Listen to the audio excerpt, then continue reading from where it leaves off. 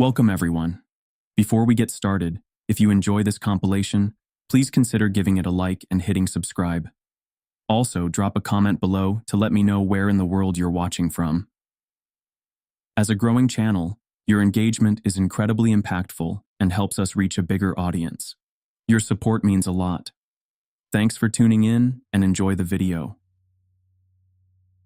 Back in April of 2013, I went through something that I haven't been able to talk about. I was paid a significant amount of money to stay quiet, in return for signing a 10-year agreement to shut the hell up. Now that the time is up, I've considered my options. I could just let this go and never speak of it again. I won't gain anything from speaking out, and I got a lot to lose. But then again, this is just an anonymous post online. Words have less meaning that way. West Virginia. It was hotter than usual, without a whiff of wind. I was coming home from a visit to my aunt. She'd broken her leg and couldn't leave her house. I was making my way back home, taking the I-64 out of Lewisburg. It started with the radio. It was playing that one Macklemore song I'd heard 100 times over. The sound was cutting in and out in a quick staccato, then disappeared completely.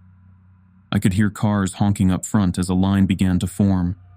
There was a sway in the trees, as if greater and greater pressure was being put on them. I could hear wind rushing against the left side of the car, forcing me to pull the other way to compensate. I closed the sunroof as a dust cloud blew past, staining the windshield. Then, a rumble. It sounded like thunder, but from the ground, like a groaning bellow, growing louder and clearer by the second. As it reached its peak, I could see trees toppling over. A small Kia got pushed off balance and swerved off the road. As the sound died down, the road devolved into chaos. Some were desperately changing lanes, others were stepping on the brakes. I got my door scraped as the car behind me sped past. The radio was playing an automated message, a local emergency alert, referred to as a geological event. We were asked to turn off all air conditioning, slow down, and divert to the nearest exit. It repeated in a monotone voice, "Geological event, no air conditioning, slow down, divert to nearest exit." Minutes passed. There was a line forming further down the road, police officers blocking the lanes in all directions, leaving a highway exit as the only option. Some folks were trying to push past the barricades, but were forced back at gunpoint. I could see officers wearing gas masks and riot shields. We were waved in. I followed the exit and got directed to the right. There was an open field that was used as a sort of impromptu parking lot. Cars were being waved in and parked in a way that boxed us in, leaving no room for us to open our doors in either direction unless we got parked at the edge. 4 lines of cars with about 10 to 15 vehicles per line. Surplus vehicles were directed further down the road. The place was packed. I got stuck in the second row, about 6 cars in. Pretty much everyone around me were on their phones. I didn't have anyone to call, but there seemed to be an issue getting a signal through. The radio was still repeating the emergency message. Voices were getting louder. A man 2 cars to my left leaned out of a gap in the door, screaming at the officers to answer his question. They responded immediately with a warning shot, straight into the air. "Stay in your vehicle," they screamed. "Lock your doors. I'm not telling you again." A couple of folks were filming, but there seemed to be trouble uploading. We were losing bandwidth. It didn't take long until phone signals were completely blocked. I think a video or 2 of that officer firing into the air made it online. They were patrolling back and forth. We were told to stay in our vehicles. Windows up, doors closed and locked, engines off. I could hear people talking in the other cars. Someone said there'd been a natural gas leak from the geological event, and that combustible engines could spark an explosion. Others were talking about a terrorist attack. There were no answers, and the officers weren't eager to talk. After about an hour, things were getting ugly. People were hungry, thirsty, and restless. One officer stepped up on the front cars, handing out water bottles, crackers, and processed cheese slices. He had to step from one car to another, denting the hoods with his steel-tipped shoes. They were also handing out thick black plastic hygiene bags for people who needed to relieve themselves. Use them, seal them, drop them out the door, then lock up and wait. I'd crawled into the back seat, pulled down my cap, and tried to relax. I'd been playing some games on my phone, but the battery was running low. I wanted to save some, so I settled for having a nap instead. The sweat was stinging my eyes. Not because of how warm it was, but because of how nervous I was. No matter what I did, I felt trapped, and the car felt smaller and smaller. I couldn't get out if I wanted to, and it physically hurt me to think about how little control I had. Is that what claustrophobia feels like? A couple of officers were discussing something by the front line. One of them had a white cotton glove on, which he used to wipe off the hood of one of the front cars. The glove was taken off and put into a bag, which in turn was sealed with a hot air gun. I was getting the impression that our cars had been covered in something. I wasn't the only one considering it. There were 2 college kids in the car to my left, and they were discussing it too. Anthrax, one of them said. Gotta be. Nah, gold dust, the other chuckled. They don't want to share. You know what? The first groaned. I honest to God hope you're right. You're not, but I hope you are. Fuck you. I joined in the conversation shortly after. I offered another explanation. Something combustible. Something that might blow up if we started our cars. They were willing to consider this. The car behind me couldn't hear us, but the driver held up a notebook with the text. If we don't know what it's gotta be aliens. I couldn't tell if they were serious, but they weren't laughing about it. A man in his 50s, and what looked like his daughter. There were a couple of other folks in the other cars. A man in a black shirt, sort of looked like a preacher without a collar. 2 middle-aged women with a kid in the back seat. A fat man blaring Johnny Cash from his stereo. A couple with a teenage son who couldn't stop drumming on the windows. We'd been stuck for about 2, maybe 2.5 hours, when a truck rolled in. One of those with a large water tank. It was unmarked, looked civilian. As it rolled in, they were calling out on the megaphone. We'll be hosing your vehicles down, they said. Keep everything locked and closed. Then we'll be covering your vehicle with protective plastic while we wait for it to dry. After that, we'll start letting you go in an orderly manner. I repeat. Most of us were relieved. It was only a matter of time now. It was getting dark. They were getting up on the cars, hosing them down thoroughly. It smelled of chlorine, so maybe they'd mixed something into the water. As they came to my car, they stepped up on it and double-checked the sunroof, making sure it was locked and secured. They sprayed the car down, bathing it in chemical stink, the kind that gets stuck to the back of your throat. It took a long time for them to finish, at least an hour or 2. After that, they were rolling out a kind of plastic cover at the short side of the lot, the kind you use to protect pools, or rain covers for football fields. They used 2 squad cars to slowly drape the thing over the entire lot, securing the edges with large rocks. Please stay calm, they called out as the plastic crawled over us. I know this is uncomfortable, but this is for your own safety. Once the cleaning is done, you will be free to go. Stay inside your vehicle at all times. I repeat. I did as I was told. I stayed inside, and I watched that plastic cover sweep over me. It felt like getting buried alive. All lights went out, leaving me in complete darkness, accompanied only by the vague, disembodied voices of the others. The college kids were talking about where they were going to go after this. Someone was honking, not sure if it was to show support or discontent. Someone else was cheering. I took my last swig of water, washing down my final plain cracker. I got back in the driver's seat. I could hear as they finished moving the plastic cover and parking their squad vehicles. I waited patiently, figuring it'd be maybe another hour or so. They hadn't really given us a timeline, but I could breathe a little easier. Sort of. I was going back and forth between feeling empowered with my hands on the wheel and feeling like I was stuck in a metal coffin. It was so dark, and everything smelt of plastic and chemicals, like a car wash stuck in time. As the excitement died down, I paid more attention to the background sounds. I tried to filter out the various discussions from the nearby cars, and somewhere in the distance, I heard raised voices. It wasn't coming from the cars, but the officers. Whatever they were talking about, it was a heated discussion.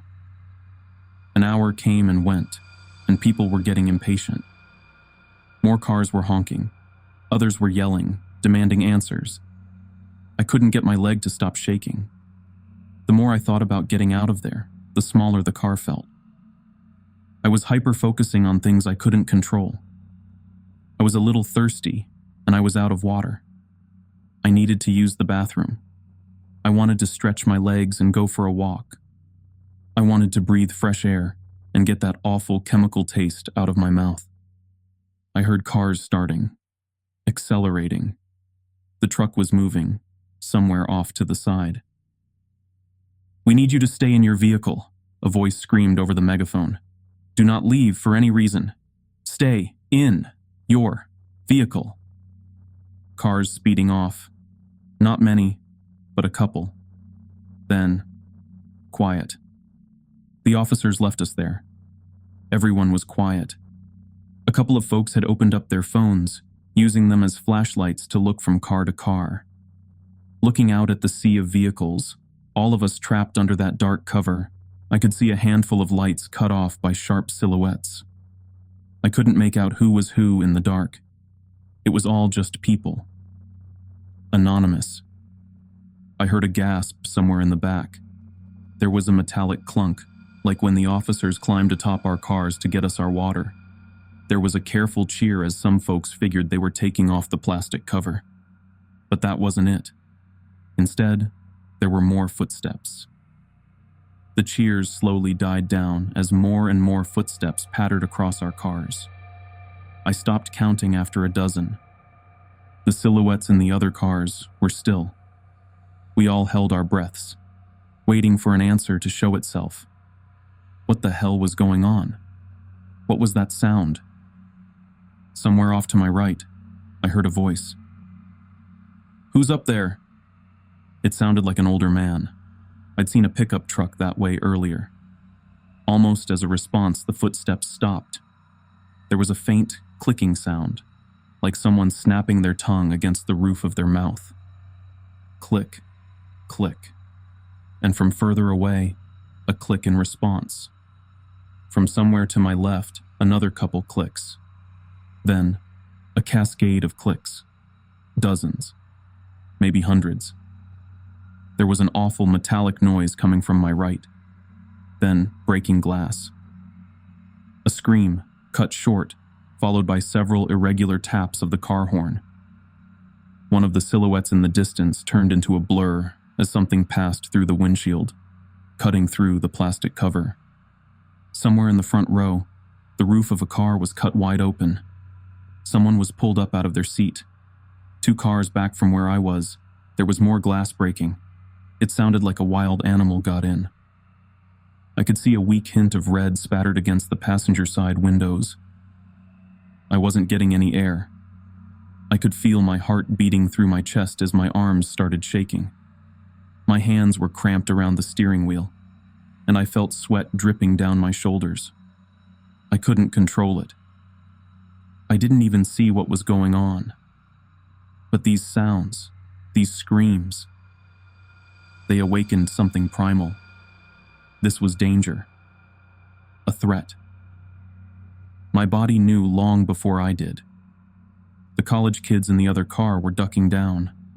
One of them waved a hand at me, as if telling me to get down. I nodded. I scrambled into the back seat. I couldn't see where I was putting my hands or my feet. Everything is different in the dark. As I tumbled my way over, my foot accidentally tapped the car horn. It was a quick tap, a fraction of a second, but to me, it was the loudest sound in the world. I was lying on my stomach in the back seat, and within seconds, something heavy climbed onto the hood of my car. I could feel the car buckling. It was much heavier than the man who'd passed out water bottles. I held my hands in front of my mouth to stop the panting, but I just ended up snorting up sweat instead. My nose stung as I bit my tongue, listening to every metallic groan as whatever was outside moved and shifted. Click, click. And from behind my car, a click in response. There were no lights being held up anymore. Everyone was cowering, going quiet. I pushed myself up against the door behind the driver's seat, trying to make myself as small as possible. I could hear the frame of the car complain as something slowly moved. When it came to my sunroof, there was a slight crack. That made it stop. Another crack. I silently shook my head, as if trying to ask the car to stop. That thing was going to break. And it did. My legs were showered with glass as a big blob of plastic cover dipped into my car. Something big came tumbling into the front seat, still covered in protective plastic. It twitched and spun around. Its clicking, turning from a careful question-like noise to a never-ending barrage. It was calling for help, alerting others, and it was cutting its way through the plastic. There were footsteps coming from every direction, some of them leaping from car to car, some of them leaping far enough to skip a car as they hurried. I was going to be swarmed within seconds. I fumbled with my hands, accidentally cutting my thumb on the broken glass. I managed to open the passenger side door, but even at its widest, and even when pressing into the college kid's car, it wasn't enough room to get out. Still, I had to try. I pressed myself into the gap and exhaled as much as I could, flattening my chest. While the thing thrashed around inside my car, I could feel my vision going faint. Black spots popped up at the edge of my vision. My arms were going weak. And yet by some miracle, I made it through. As my face hit the gravel of the makeshift parking lot, I felt the burn of residual chemicals. I swallowed my instinct to run, instead staying on my stomach, forcing myself to crawl under my car. There were more of them, some climbing on, some off.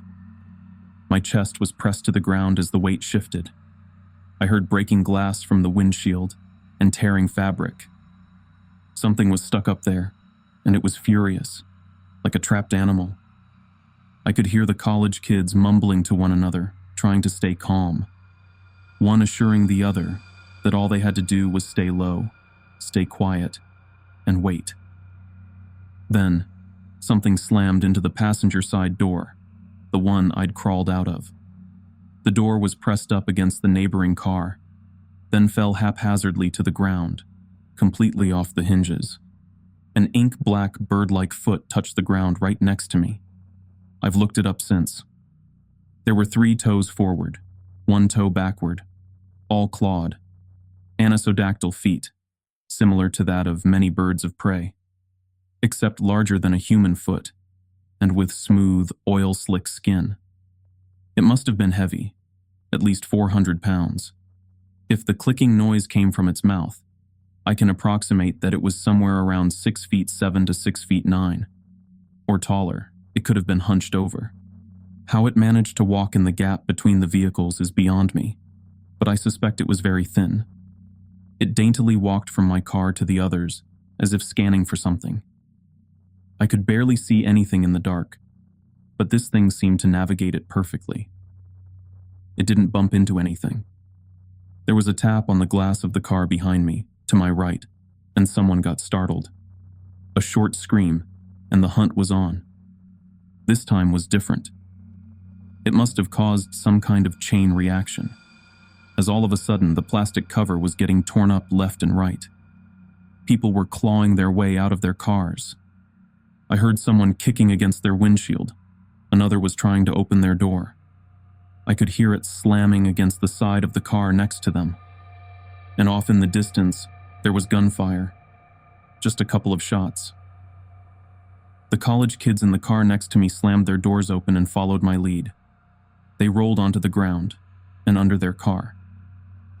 There was a little more light coming in as the cover had been torn above. Their faces were red from tears, and one of them was desperately trying to call for help on his phone. The other grabbed the phone out of his hand. A short scuffle ensued, ending with them putting on a ringtone and sliding the thing as far to the left as they could. Whatever car that phone landed under was demolished. Every window broken. Every passenger gone. I could hear the grinding as a seat was ripped in two and thrown away. In a matter of seconds, an entire vehicle was torn to pieces as a dozen of those things swarmed it. "Shut up," one of the college kids repeated. "Shut up, shut up, shut up." Something reached under my car. It scraped against the sole of my shoe, tearing a hole all the way to my big toe. I hurried forward, scurrying like a lizard. The college kids noticed and followed suit. I don't think they thought about it too much. It was just movement, and they went for it. I made it 2 cars down before I got stuck. There was something dark in the way, and I couldn't get around it without exposing myself. I couldn't see what it was, but it didn't take long for me to figure it out. There was a meaty crunch, as if someone was biting chunks out a piece of meat. It was struggling to get through the fabric of their clothes, making a snapping noise as threads gave way. A pool of blood rolled under the car, staining the tip of my fingers. It was still warm. One of those things were eating a victim. I hunkered down, trying to remember to breathe, and I stayed there, waiting for a chance. Any chance. I must have stayed there for at least an hour, hearing every bite, every crack of bone and snap of sinew, satisfied clicking noises. As it finished its meal, it wandered off, dragging the remains along. They were moving forward. Something heavy walked over the car I was hiding under, dragging a body along. Slowly, the footsteps disappeared. It was quiet again, and in that quiet, I found my footing. I made my way to the edge of the plastic cover. I listened one final time, pushed one of the weights away, and slipped through. They were gone, and I was out. I could feel my chest growing lighter, allowing me to breathe.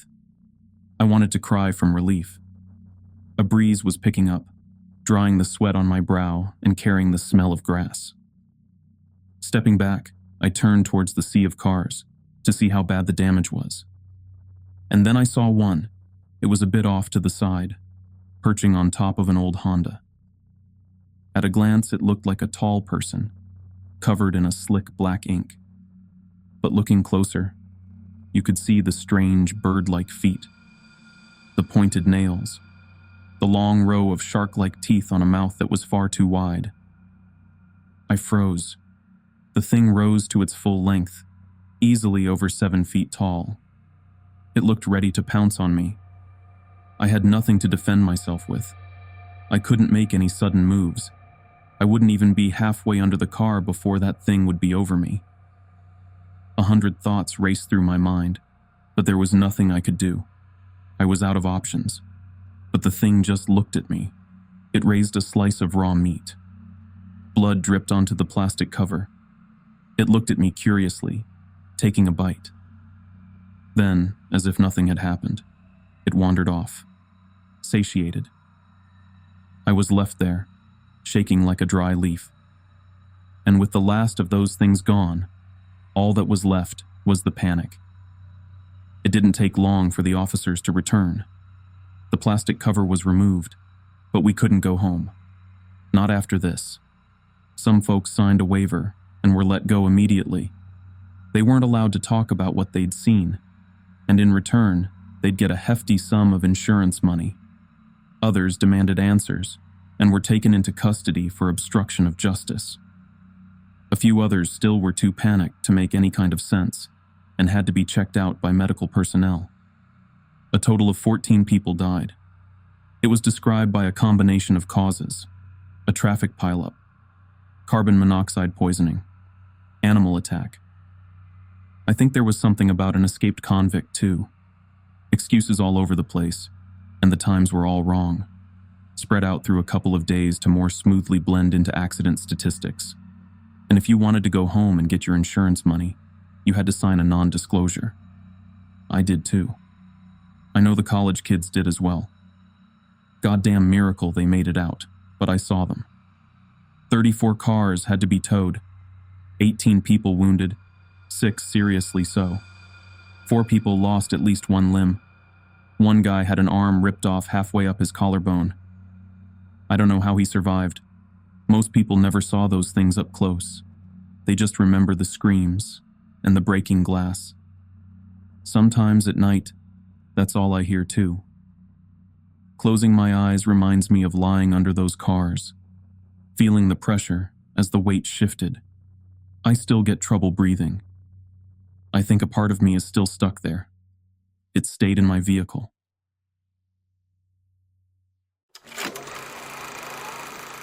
As a kid, I was scared of pretty much everything. At night, I'd see faces moving in the wallpaper. I'd see branches slither like snakes. Piles of clothes turned to slumped bodies. Lamps looked like heads, and the front of cars grinned at me with sinister intent. I could also hear them. A creaking door would sound like a groan. The wind would scream, and floorboards would breathe heavy sighs. To me, there were ghouls, ghosts, and monsters around every corner. Needless to say, I was a nervous kid. Turns out it wasn't just an active imagination. I have a condition. It basically boils down to chronic overactive pareidolia. You know that thing where you can see faces in cars or shapes of people in trees? That's pareidolia.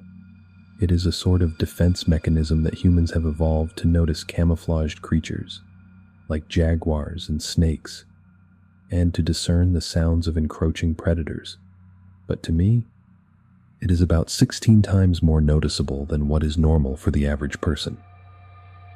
I see things everywhere, all the time. Of course, there were treatments. By age 12, I had tried 6 different regimens over a total of 4 years, and the side effects were brutal. Some would make me irritable, while others would make me hyper-focused. One type of medication just straight up put me to sleep. By age 18, I thought I'd never get a job. I was barely dragging myself through school, and there was no way I'd make it through college. I was on a course of drugs that barely kept me together, but they gave me these awful tics. I'd drop things. I'd wake up in the middle of the night. My leg would shoot out and trip me. I was a mess. My mom had to cover the stairs and handrail in grip tape. A few years ago, I had a standing meeting with the county employment services every Thursday. I hated it. On a particularly bad day, my mom had to drive me there. The meds were kicking my ass. She dropped me off at the end of the street, and just in that short walk to the office, I almost tripped into a brick wall. I was so flustered I knocked over a trash can. But for the first time in a couple of years, I had an interview with a potential employer. I didn't think much of her. She was just some old woman in a warm coat. She introduced herself as Teresa and told me that she'd heard a lot about me. She offered me a trial and a hefty one-time payment. I didn't get clear idea about what I was supposed to do, but she told me that secrecy was part of it. The only demand she had was that I stop taking my meds. Still feeling the trash smell on my pants, I took Teresa up on her offer. On my first day of work, I had no idea what to expect. I'd been off my meds for a week, and I had barely slept. It was hard to wrap my head around the world as I'd seen it as a kid. I'd see faces in the walls, in the shadows, in the leaves, in patterns, pretty much everywhere. I'd hear voices and screams in every breaking car, in crinkling paper, in creaking floors. It was hard staying focused, and I was so jumpy I could barely move without flinching. Teresa picked me up in a gray sedan. She was wearing a headset and kept looking over at the GPS. I noticed her leg was twitching, and that she kept biting her lip. She barely looked at me that whole ride. We finally arrived at a small yard, about a 40-minute drive off the highway. There were 2 large trailers and a single-story rundown prefab house from the 60s. One of those things with cheap wood panels and matching broken windows. There were 8 other vehicles in the yard. 4 sedans, 2 vans, a Jeep, and a bus. They'd set up warning tape, a command tent with laptops and an antenna, spotlights, and half a dozen crates covered with blue tarps. There were armed men with assault rifles, security personnel with handcuffs, and a couple of medics standing by with first aid kits and stretchers. I was swarmed as soon as I stepped out of the car. They fitted me with a headset, protective gloves, a heart monitor, and tagged me with a plastic ribbon around my left wrist. All the while, Teresa was just looking around, a bead of sweat stinging her eye. "What are we looking at?" she asked. 3? 4? "Just 1, I heard in the headset." "We got it early. You got the spot?" "On site," she responded. "Any blues?" "No blues, we're clear." Teresa finally turned to me. She faced me, put her hands on my shoulders, and talked slowly. "This seems like a lot," she said. "All I want you to do is to go inside, carefully, and tell me what you see." "Why?" I asked. "What's in there?" "I don't know," she sighed. "None of us knows, but we think you can see it." "Is it dangerous?" She shook her head. "We don't know. We're trying to get to know them." There was a flurry of instructions. I had to sign a waiver. They took pictures of me from 6 different angles and took several blood samples. They took a swab from my tongue, checked my eyes, and fitted me with a pair of safety goggles. Teresa took them from me just seconds later. "Nothing around the eyes," she said. "You need to see clearly." They asked me to approach the door while they were running some kind of diagnostic, weapon checks, system checks, ready checks. It felt like we were launching a rocket. I could feel my legs shaking. "I'm with you all the way," Teresa said over the headset. "You can leave at any time. Just tell me what you see. And I really mean what you see." A countdown began. At 0, the spotlights turned on, and the entire yard turned into a soundless ghost town. Everyone held their breaths. It was my turn. I stepped inside. A simple 1-story house. 3 rooms, a bathroom, a kitchen. Someone had clearly lived there until recently. There were still clothes flung over a chair in the living room. The power was off. But the pale spotlights coming in through the windows made it feel like I was walking through a hospital waiting room. My heart was pounding out of my chest. I didn't know what to expect, but this payday could be the boost I needed to get my own place. A paycheck with 4 zeros for a single day of work. But standing there, looking into the sterile living room, I was having doubts. "What do you see?" asked Teresa. "Notice anything?" "No, just furniture. A couch, an old TV, a fancy carpet, nothing out of the ordinary." I just walked around saying out loud what I was seeing. As the minutes passed, Teresa was getting impatient. "These are just things," she said. "I need you to tell me what you really see." I entered the bathroom and immediately felt this awful feeling in the pit of my stomach. A noise tickled my ear. Looking in the bathroom mirror, I could see something moving behind me. In a heartbeat, I caught a glimpse of a pair of blue eyes. I turned around screaming, Something moved." I flung myself backwards, closing the bathroom door with the tip of my fingers. I stumbled, tearing down the shower curtains and crushing a cockroach. Laying there with my feet in the air, I tried to remember to breathe. Rarely have I ever been so scared that I had to remind myself to breathe. My fingers tingled with adrenaline. "Tell me what you saw," Teresa yelled. "What's in there?" "Blue eyes. It had blue eyes." "Did you see where it went?" I didn't. To the best of my knowledge, it was still outside the door. "Look again," she continued. "Look again, then get out." She had to coax me out of the bathtub. She encouraged me, spurred me on, and reminded me that I had to leave that room one way or the other. It probably took them 15 minutes to get me out of the tub, and when they did, I could barely feel my feet. When I finally opened the bathroom door, I couldn't see anyone. The hallway was empty. I carefully stepped out, looking around. Nothing. Standing in the middle of the living room, I felt like an idiot. This was exactly what I was taking my medication for. Paranoia and sudden bouts of fear. It dawned on me that maybe I was influenced by all the people outside and their preparations. I was walking in here expecting to see something. They'd worked me up, so of course I was seeing things. But then again, there was an odd painting on the wall that I hadn't paid attention to earlier. It was the strangest thing.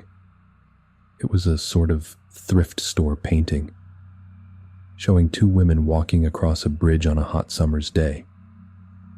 It was sort of generic, but I'd been hypervigilant when I first stepped in.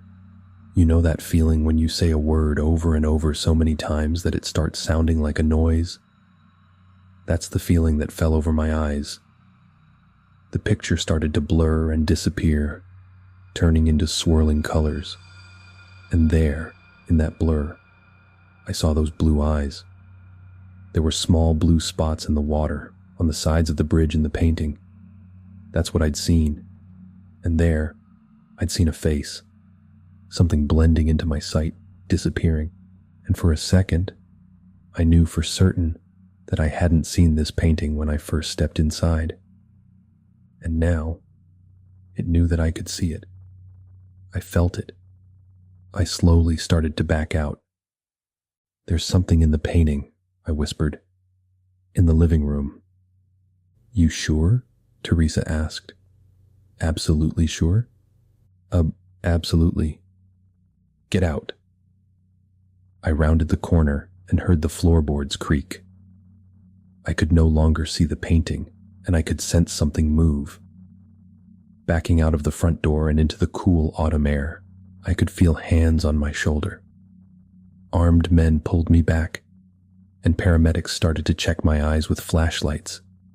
They asked me all sorts of personal questions, like my name, my mother's maiden name, and the name of the president.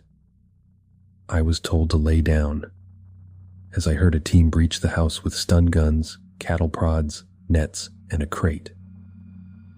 Laying there and feeling the pressure subside, I just cried and laughed. I didn't even notice Teresa sitting down next to me. I was given a cold drink and a pill, and I took it without question. "You did good," she said. "You're done. You're done." "What was that? What's in there?" "Something only a special mind can see." That was my first time working with Teresa. Over the coming years, I would be called in about once or twice a month, and the pay I got from those few days were enough to get me out of my parents' house. Teresa would check in with me weekly, and I had to submit to regular checkups, but more often than not, I was completely off the leash. I started to learn a bit more about the company I was working for and what they were doing. I started getting payments from Hatchet Biotechnica, a subsidiary of Hatchet Pharmaceuticals. My official title was contractor, a title that was repeated like a name. Teresa started going into greater details on what to look for and how to act, but that first mission was a sort of test to prove myself. I had no idea what I was actually proving, but it felt like my tendency to discern patterns and seeing dangers helped me along. I learned a bit more about their procedures. For example, they were adamant about checking for blues. This meant surveying the nearby area to look for some kind of infection, usually taking the form of miscolored flowers. Most often blue, but not always. Sometimes tulips, most often sunflowers. Once they just found a bunch of teeth sticking out of the wall. Whenever they checked for blues, this is what they would look for. Something overtly strange and unnatural. When something like this was found, the whole mission would be called off, and they would use controlled explosives to just take out the entire area. In more populated areas, they'd set up tents and use flamethrowers. I remember once, the week before Christmas, when 6 men with flamethrowers were called in to burn down a greenhouse. I'll never forget the way the flames reflected off their visors. To them, it all just looked like flames, but I saw something else. I saw bodies, wreathing in the flames. I heard screams in the shattered glass, and in the charred remains of melted plastic, I'd see pained faces glaring at me with hateful black eyes. Up until a few months ago, I had worked a total of 33 cases over 2.5 years. Every case I'd step into a location and look for 1 to 3 things hiding in plain sight. Up until that point, I still had no idea what they actually were. Sometimes I'd catch a glimpse of something running past me, or see a pair of blue eyes looking at me from across the room. Every time, I just reported it and left. A chair, a fridge, a suspicious window. Hell, once it was a music box. This time we were just coming up to a house. It was a rainy autumn evening, and the area was already set up when we got there. I saw a for sale sign knocked over by one of the Jeeps who'd taken a wide turn. I got suited up. Blood samples, plastic wrap, all that jazz. It was set up to be just another job. Although I was still nervous, I was getting better. "No blues?" asked Teresa. "None," said one of the armed men. "We're looking at a single tango." "You sure?" Teresa squinted. First report said 6. Secondary reading says 1. We might have runners. "Notify the Galapagos," she sighed. "Put him on the hunt." She turned to me with a smile, tapping me on the shoulder. "In and out, you got this." "I got this," I repeated. "Yeah." Standard routine. Countdown, spotlights, game on. It felt like stepping onto a stage. As I walked through the door and saw my shadow stretch out across the floor, I felt like a hunter, that I was the one to fear and that whatever stayed in this house tried to hide for good reason. "The floor's crooked," I noted. "Strange place." "You sure?" "Yeah," I nodded. "Definitely." I steadied myself and started checking the rooms one by one. I waited for that feeling to emerge, my eyes seeing through the obvious and seeing the picture beneath the picture. The blue eyes emerging from nothing, and the patterns of shadowy figures growing clearer. Just relaxing and expecting that feeling to wash over me was enough to put me at ease. But I could still feel a primal part of me tickling my nerves, expecting me to panic. But nothing happened. I checked the kitchen, the living room, the bedroom. There was nothing. Just a strangely crooked floor, empty rooms, and the echo of my own footsteps. An empty guest bedroom with a single window. Through it, I imagined scowling faces in the trees outside. 20 minutes passed and I got nothing. I reported to Teresa and she assured me we were still getting readings from inside the house. Something was still in there with me, but I hadn't seen anything. I went through cycles of denial, fear, and anger. Over and over. What was I missing? Finally, I just sat down in the middle of the living room floor. I scratched my eyes, sighed, and tried to relax. "Teresa, I'm not feeling it. Are you sure?" There was no response. "Teresa?" "Yeah," she responded, absent-mindedly. "Yeah, no, we're good. Hold on for a minute."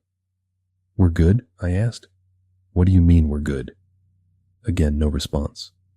I stomped around for another 10 minutes before I went up to a window facing the front yard. It was hard to see through the glare of the spotlight. "Teresa, I'm coming out. The place is empty." As soon as I opened the front door, I saw 24 faces fixed on me. Maybe they were surprised to see me, but I got the sense that there was something else. I could tell something was off. They all looked at me with strange expressions. Some neutral, some smiling ear to ear. One of the paramedics just stared at me with slack-jawed terror. It was as if they didn't know what to feel or how to express it. A hole sunk through my stomach. I got that hollow feeling as my eyes glazed over, like I was staring at something false, something hiding a pattern. This was the sense I'd been looking for inside, and now I was feeling it. In the far back, I saw Teresa. She stepped out from behind a jeep, smiling ear to ear. Behind the shape of her face, her eyes emerged, glowing with a cold blue. One by one, their eyes flared up in a blue glow, and there, in a moment, my paranoid sight registered human-like shapes in the grass around them. Headless, mauled bodies, imposters, lookalikes, mimics, nightmare beings, having tricked us into a trap. One by one, smiles started creeping across their faces, rows of impossibly sharp teeth hiding long tongues, their fingers growing longer, their necks elongating. They were losing their disguises and facing me, head on, unafraid. Nothing was said out loud, not a word. But to me, it was as if the wind itself was screaming for me to run. I slammed the door behind me and ran. Faces were coming out of the walls, door handles turning into hands, grasping at my clothes, my distorted face reflecting in windows and mirrors with jawless grins. I couldn't blink. Every heartbeat, a new horror forced my eyes open. There were more doors than I remembered. There were more windows than there should be. The kitchen suddenly had a skylight, and there were 4 fridges. Countless paintings had appeared in the master bedroom, depicting cruel and blood-drenched horrors. They were already here, trying to surround me, and my mind was racing to remember what was real and what wasn't. Rushing to the back of the guest bedroom, I remembered there being only one window. Now, there were 2. I had to roll the dice. Take a guess. Do something. As I grabbed the window frame, I imagined teeth slamming into my hands, tongues licking across my palms, wide smiles sating their hunger. But this time, it was just my imagination. I burst through the window and took off running into the woods. Through the night, I just kept going. My chest hurt from holding the screams in. Without my medication, everything in the dark looked like something reaching for me, trying to eat me, trying to grab me. Creaking branches sounded like laughter and howling winds were screams. I must have run for hours when my foot got caught between 2 rocks. As I tumbled to the ground, twisting my ankle, I saw them descend on me. I felt their fingers scratching me. I writhed on the ground, screaming for them to just let me go. To just, please, please, let me go. But after a few seconds, I realized I had just scratched myself on the underbrush. There was no one there. I was safe. I broke down crying, trying to ignore the twisted face reflecting off the full moon above. Eventually, I made my way home. There were no messages waiting for me. All my work numbers had been taken offline. All ways to contact them were just gone, and there was no info on the firm that hired me. Hatchet Biotechnica exists only on paper. There's no location, no contact info, and no names attached. It's all a front. I haven't heard from Teresa since. I think that whoever I've been working for have just assumed I'm dead. That's why I decided to share this anonymously. Those who know who I am can reach out to me. And for those who don't, I just have a word of warning. Be observant. Trust your intuition. It might save your life.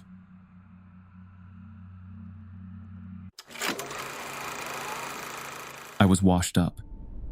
My marriage was a disaster. I was one more mistake away from losing my job at the plant. I was drinking myself unconscious to forget my problems and waking up suffocating under new regrets. I was hanging on by a thread. One November morning, the thread was cut. I'd passed out on the sofa at home after beginning drinking on Friday evening as soon as work had let out.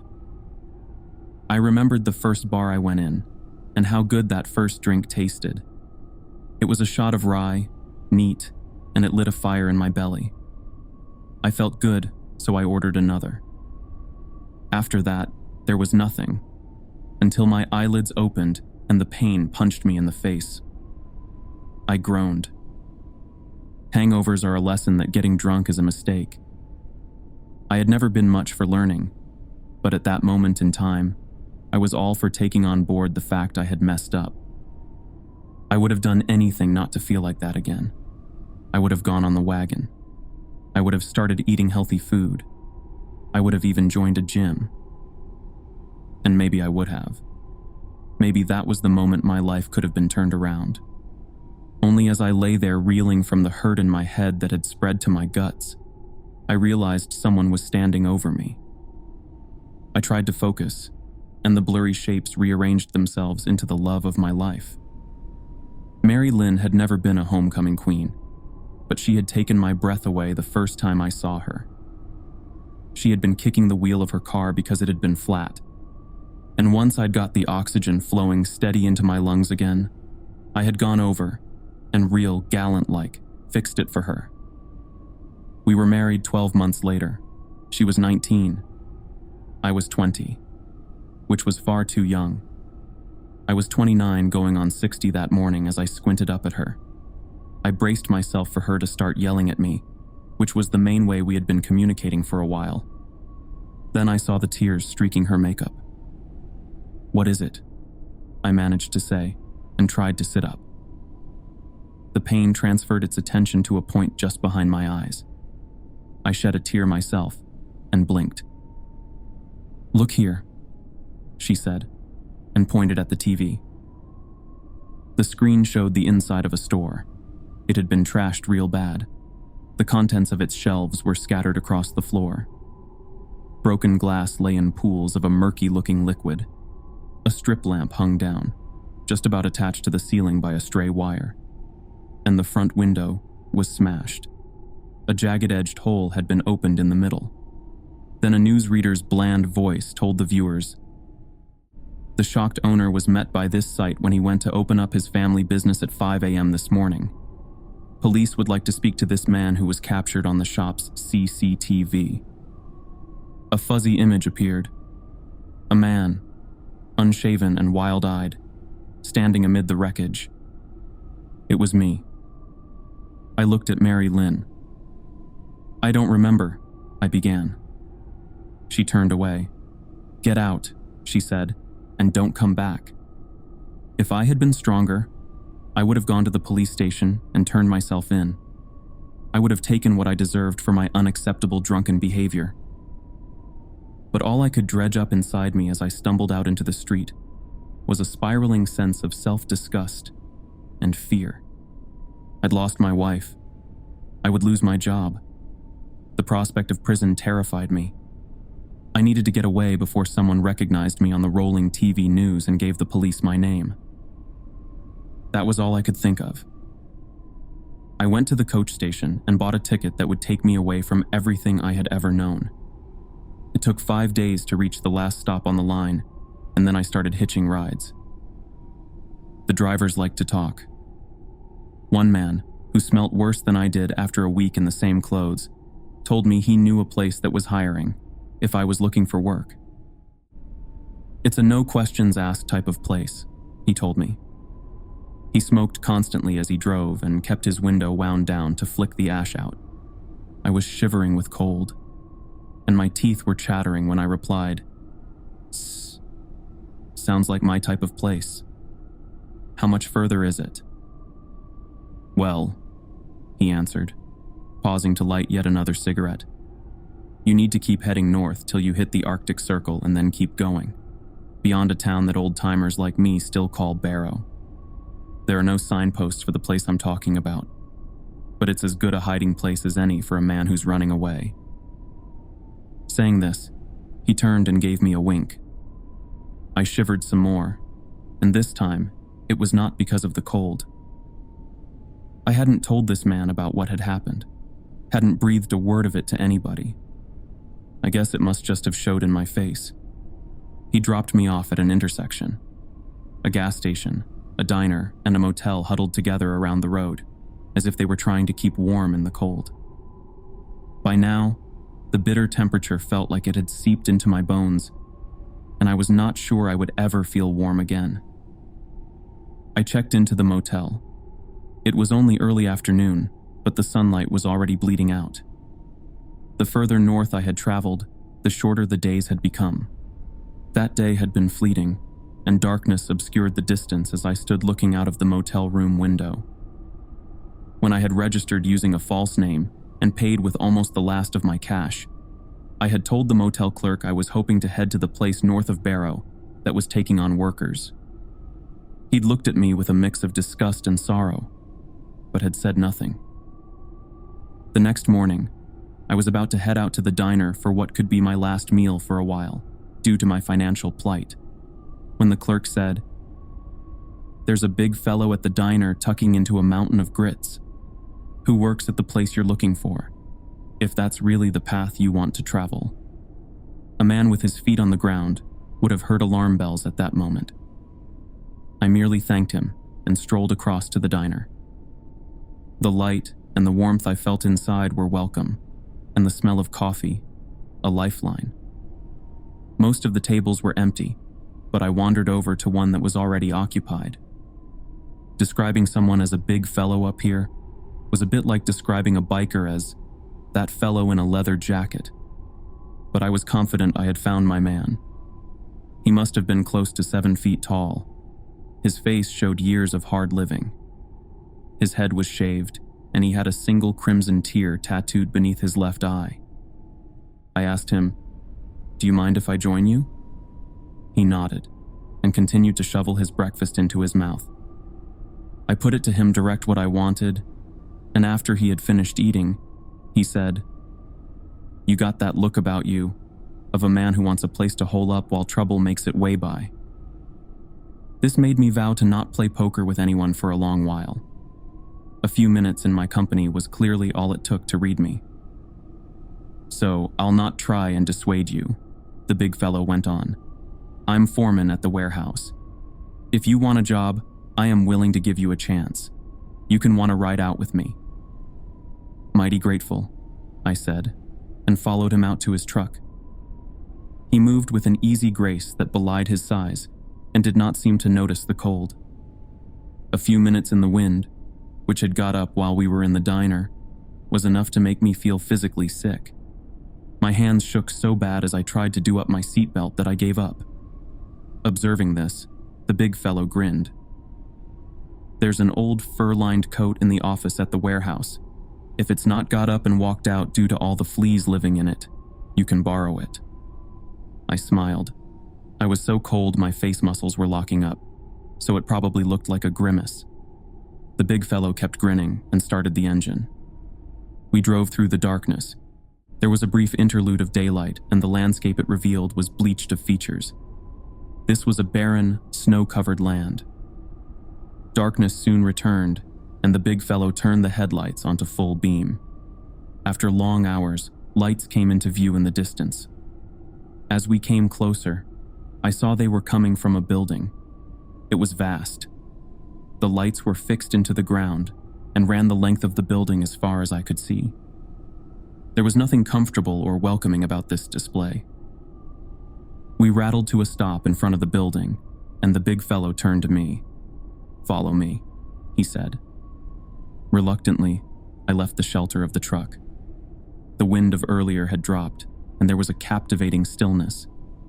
The air was freezing. I could feel it biting into my skin.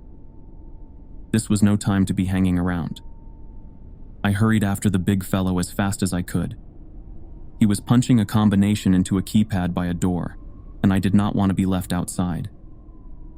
The door opened, and he let me pass, then pulled the door locked behind us. We entered an open, well-lit space that ran around 3/4 of the length of the building, I estimated.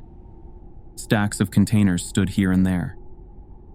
There were no other people around, and as I kept pace with the big fellow, our footsteps were the only sound. At the end of the open space, we reached a partition wall. He punched in another code by another door and stepped through. A series of small rooms lay on either side of a narrow corridor. "That's my office," the big fellow said, pointing at one of the doors. A window opened out onto the corridor, and I could see a desk and chair, folders, books, and drawers. No sign of a laptop or other electronic devices.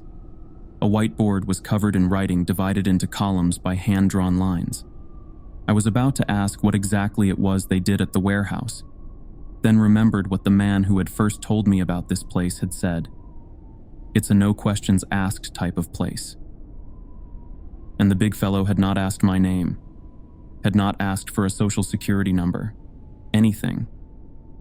I figured I needed to return the favor if I wanted to work there. That did not stop me wondering, of course, and I almost immediately thought there must be something illegal happening. We had reached a small room with a fold-up bed and a couple of bare shelves. "You'll be sleeping here," the big fellow said. "Try and get some rest. You'll be pulling 12-hour shifts, and the first one starts in under 6. I'll leave that coat just outside." With that, he headed off. I lay on the bed and did not think I would get a moment's sleep. My mind was racing about exactly what shady things were taking place. Was I at a distribution hub for hard drugs? Or maybe their stock in trade was illegal weapons? Or chemicals sold in bulk and in no way approved by the FDA? Whatever was going on, the location meant there would be no prying eyes. It felt to me, though, as if the warehouse was locked up for the winter. Come spring, the network would reopen. But for now, the building was still, enveloped in a wilderness beyond which a different world existed. One of bustling cities and the internet, of Friday night drinks and shopping malls. One which was just a memory. "Rise and shine, boy," a voice said, and I opened my eyes. I must have drifted off after all. The man who was standing looking down at me appeared to be in his 40s. He wore a long coat which reached down to his calves. His hair was completely gray. A fat scar ran the length of one of his cheeks. As with the big fellow's tear tattoo, no questions meant how he got this had to remain a mystery. That was probably for the best, I decided. Now I had had time to think. I was realizing what a jerk I had been. Running all the way out here to this strange place because I had panicked and freaked out. Before I had been looking at charges for criminal damage, something like that. I was no lawyer. But now I had the feeling I was a bit part player in some major operation. As soon as I could, I would get out of there. Get myself home and face the music. Scarcheek clearly did not share the big fellow's habit of smiling easily. "You going to shift it, boy?" he said with a sneer. "I've got to show you the ropes before I get my head down. Come on." He pointed one of his thumbs at the door. I went with the flow. He took me outside where he started by showing me the generator sheltered around the rear of the building. "This beast is more important than your mama," he told me. "It's connected to a control panel inside where we set the levels for the exterior and the internal lights. And without it, we got no light.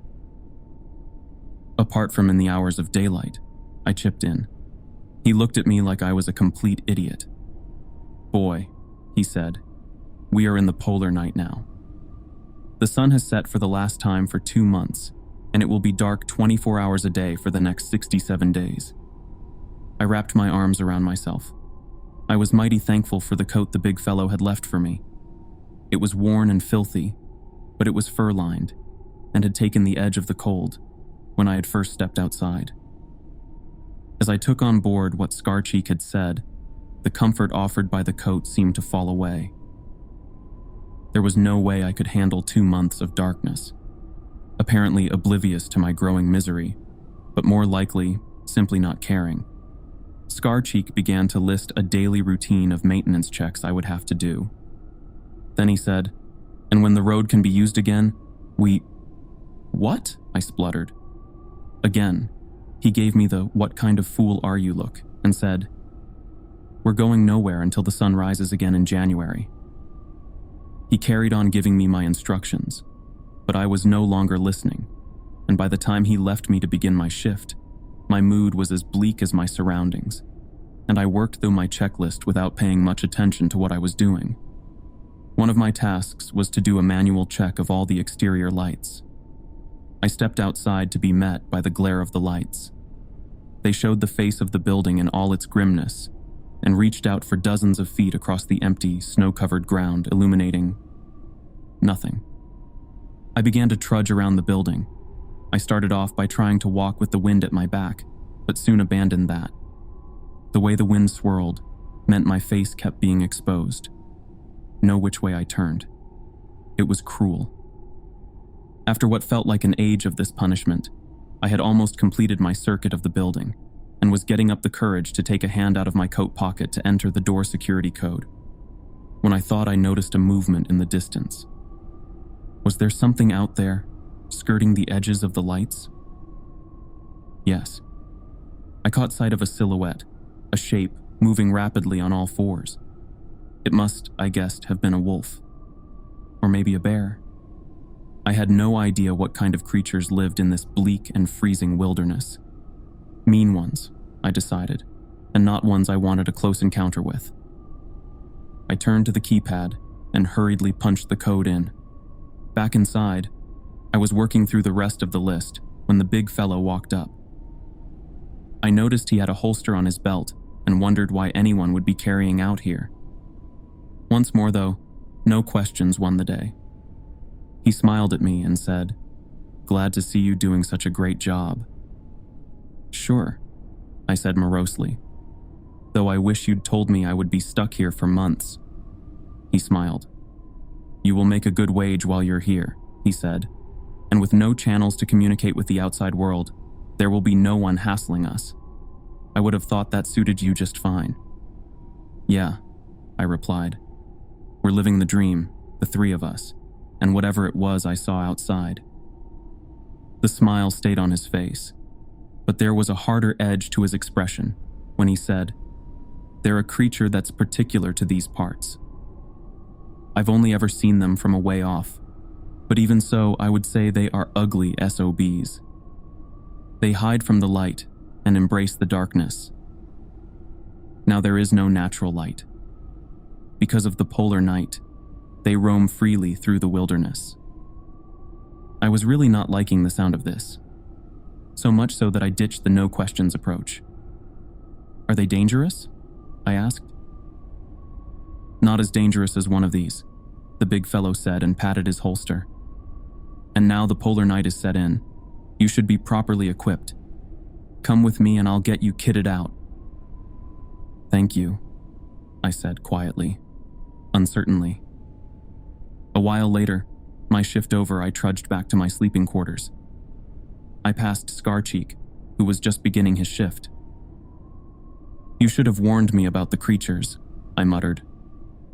A sneer drifted onto his face before he told me, "They won't come near you while the lights are on. And if there's a problem now, well, you can just draw and aim. They are critters, and we are men. We are the alphas. You got that, boy." I glared at him, but did not reply. He laughed to himself and added, "Now, me and my best friends are going to check on the generator." Like a desperado in an old cowboy movie, he swept back the sides of his long coat, and I saw the pair of holsters attached to his belt. Then he carried on his way. I was frustrated with the big fellow, and I was really starting to loathe Scarcheek. And I was only one day into the polar night. I managed an hour's sleep in total, and felt like a total wreck as I started my second shift. I began by checking the exterior lights. Each glowed reassuringly as I walked past them, till I reached the last one, which was flickering. I tried to think back to what Scarcheek had told me I should do if this happened, and drew a blank. He must have run over this while I was feeling sorry for myself and not listening. I tapped the perspex casing of the light with my knuckle and told it not to disrespect me. "I'm the alpha boy," I said. Somehow, my tapping had done the trick, and the light went back to emitting a steady beam. Laughing at how low I had sunk, I decided to go and find the big fellow and tell him what had happened. Maybe there was a problem which needed a proper fix. I made my way to the door and was just about to enter the security code to open it when the faulty light flickered once again, then went out completely. Then the one next to it did the same. "Damn," I said, then stood and watched open-mouthed as one by one all the lights I could see died, leaving me in the dark. And I wasn't alone. There was something moving out there. One of the creatures. I was sure of it. Unless it was my imagination. I told myself to focus. All I needed to do was enter the security code. Then I could head inside, find the big fellow and Scarcheek, and one of them would know what to do. Only I couldn't see past the tip of my nose. I would need to do this by touch. Not a problem, I assured myself, and pressed what I thought were the right keys. Nothing happened. I swore under my breath, turned around. I'd heard a new sound. Snow crunching underfoot. Underpaw, I corrected myself, which really did not help. I returned my attention to the keypad. I was shivering badly now as well as operating blind. I pressed again. There were 5 numbers, and then the hash key. Wrong again. I cursed. Hellfire. Tried to enter the code a 3rd time. The sounds behind me were getting louder. There was no denying it. No blaming it on the wind or my imagination. There was something moving in the darkness, and it was heading my way. I placed my fingertips on the keys. They were cold metal. So cold, it felt like they were burning my skin. I ran my finger along the keys, ignoring the pain, and counting out where I was, and one by one pressed the numbers, ending with the hash key. There was a click. I turned the handle, and the door opened. I exhaled, stepped inside, smiled. The lights were still on in here. I began to run, began to shout. "The lights have gone off outside." The big fellow was the first to appear. "Slow down," he said. "What are you saying about the lights?" Flickered. I gasped. Went out. Then back on. Then nothing. All dark.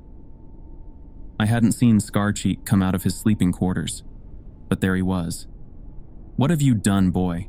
You idiot," he snapped. "Nothing," I protested. "They just went off, one by one." The big fellow held up his hands. "Easy there," he said. "It will just be a glitch.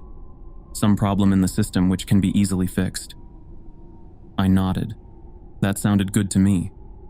Problem sorted. Then I remembered. "There was something out there," I said. "It was coming towards me." "Ah, yes, the creatures," the big fellow said. "Let's not worry about them. They will keep to the darkness outside and not try and come in here while the inside lights are on." He smiled his by now familiar smile, and I started to feel better. Then he added, "And of course, because the doors are closed, they can't get in anyway." I stopped feeling relieved. Started panicking again as I tried to remember. Had I closed the door behind me? I swore. "What is it, boy?" Scarcheek asked, his eyes narrowed. I think I left the door open," I replied. "You heap of worthless junk." Scarcheek spat these words out, then flicked back his coat and, with a lighting quick movement, drew. "I got this," he said, and began to walk in the direction of the door I'd left open. "You go with him," the big fellow said. "Give him back up. I'll be along in a minute." Then he ran towards his office. I did the last thing I wanted to do. I headed back towards the open door and the things waiting in the darkness. I got there to find Scarcheek standing in front of the open door, both of his sidearms blazing. He was firing out into the darkness, and loving it. "Yee-haw!" he cried when he ran out of ammo, then reloaded and let rip again. I wanted to cover my eyes. I wanted him to stop. but he would not have listened to me. Thankfully, the big fellow caught us up. "That's enough," he yelled when Scarcheek had once again emptied his chambers. Scarcheek scowled but did not argue. The big fellow had brought a torch with him, and he moved towards the open door and turned it on. A powerful beam cut through the darkness outside and revealed a hideous scene. Bodies lay across the ground, their blood staining the snow. I realized for the first time that the creatures were not wolves, or bears, or any animal that I had known existed. Their corpses were around 6 foot long, and they were hairless. Their skin was very pale, but lined with darker veins, which protruded. I could see the outline of their ribs as well, the sharp lines of their shoulder blades. They had paws, but no ears or tails. From the way they had fallen, after being cut down by Scarcheek, I could not see their faces, and there was more of them out there, still very much alive. I could make out dark, restless shapes, keeping just out of reach of the torch beam. "You killed them," I whispered, horrified. "I sure did, boy," Scarcheek replied. "That's what you get for loitering around these parts." Then he turned to the big fellow and said, "Isn't that right?" Instead of agreeing, the big fellow sighed and said, "You hothead. You've done shot up my truck as well. The engine's hold, and it'll take a heap of fixing." Then the big fellow sighed again and closed the door. My shoulders slumped in relief, and I managed a small smile. At least now the door was closed. There was no way for the creatures to get in, even if the inside lights failed as well. "Let's go see what the problem is," the big fellow said, and I was happy to follow him. The control panel was on a wall at the far side of the main open space, just before the partitions began. Dozens of switches and dials were set into it. The big fellow studied it, then frowned. "It's a connection issue," he said. "Most likely, a cable has come loose." I jumped in with a question laced with hope. "But we can fix it." "We sure can," he answered. "Once the connection is back, all you need to do to make the lights come back on is flip this here switch." He placed a hand on a red lever in the center of the panel. "It is real simple." "Great," I said. "So, where's the loose cable?" "Outside," he replied. My guts tightened, and all of a sudden my mouth was so dry I could not swallow. When I said, "What?" the word came out so quietly I doubt either of them heard. They were already busy anyway. Scarcheek was reloading, and the big fellow was bringing out 2 more of the torches and holding them out. I wanted to protest, to say, "There is no way I am going out there." But instead, I meekly took one of the torches from him. Once again, I must have been broadcasting my feelings. The big fellow looked down at me, looked me in the eye, and said, "Has anyone ever told you you have a negative attitude?" Scarcheek chuckled at this. I had no reply, and trailed after them as they headed back to the door that had been safely closed 15 minutes before. It opened silently, and holding their torches in front of them, they stepped out. I followed. The first thing I did was almost fall over one of the corpses. I steadied myself. "Move in circles as you walk, pointing your torch forwards," the big fellow told me. "That way the creatures will keep their distance."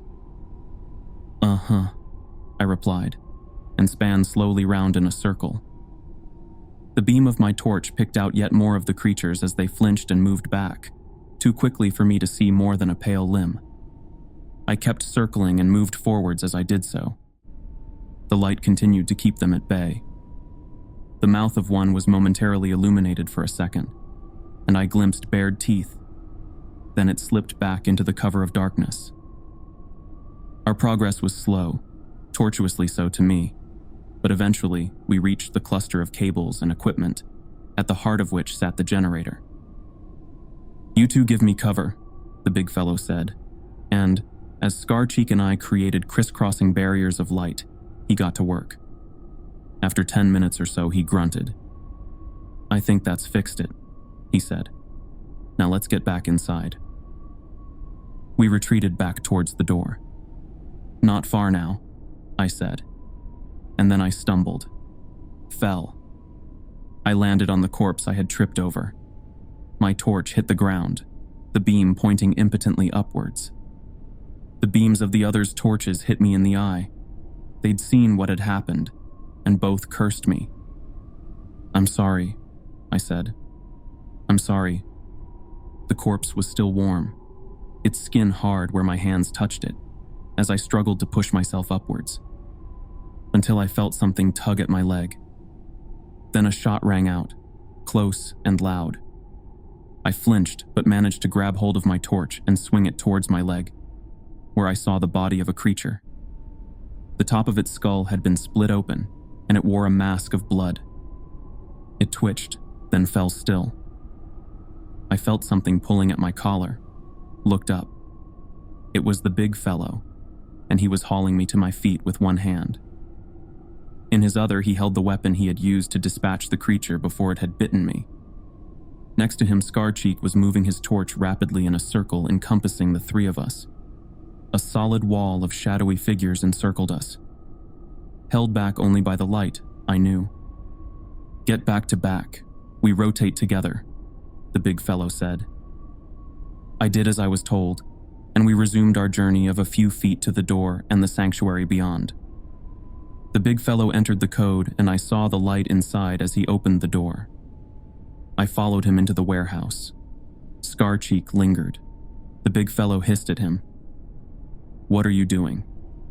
"One more for luck," he said, and drew.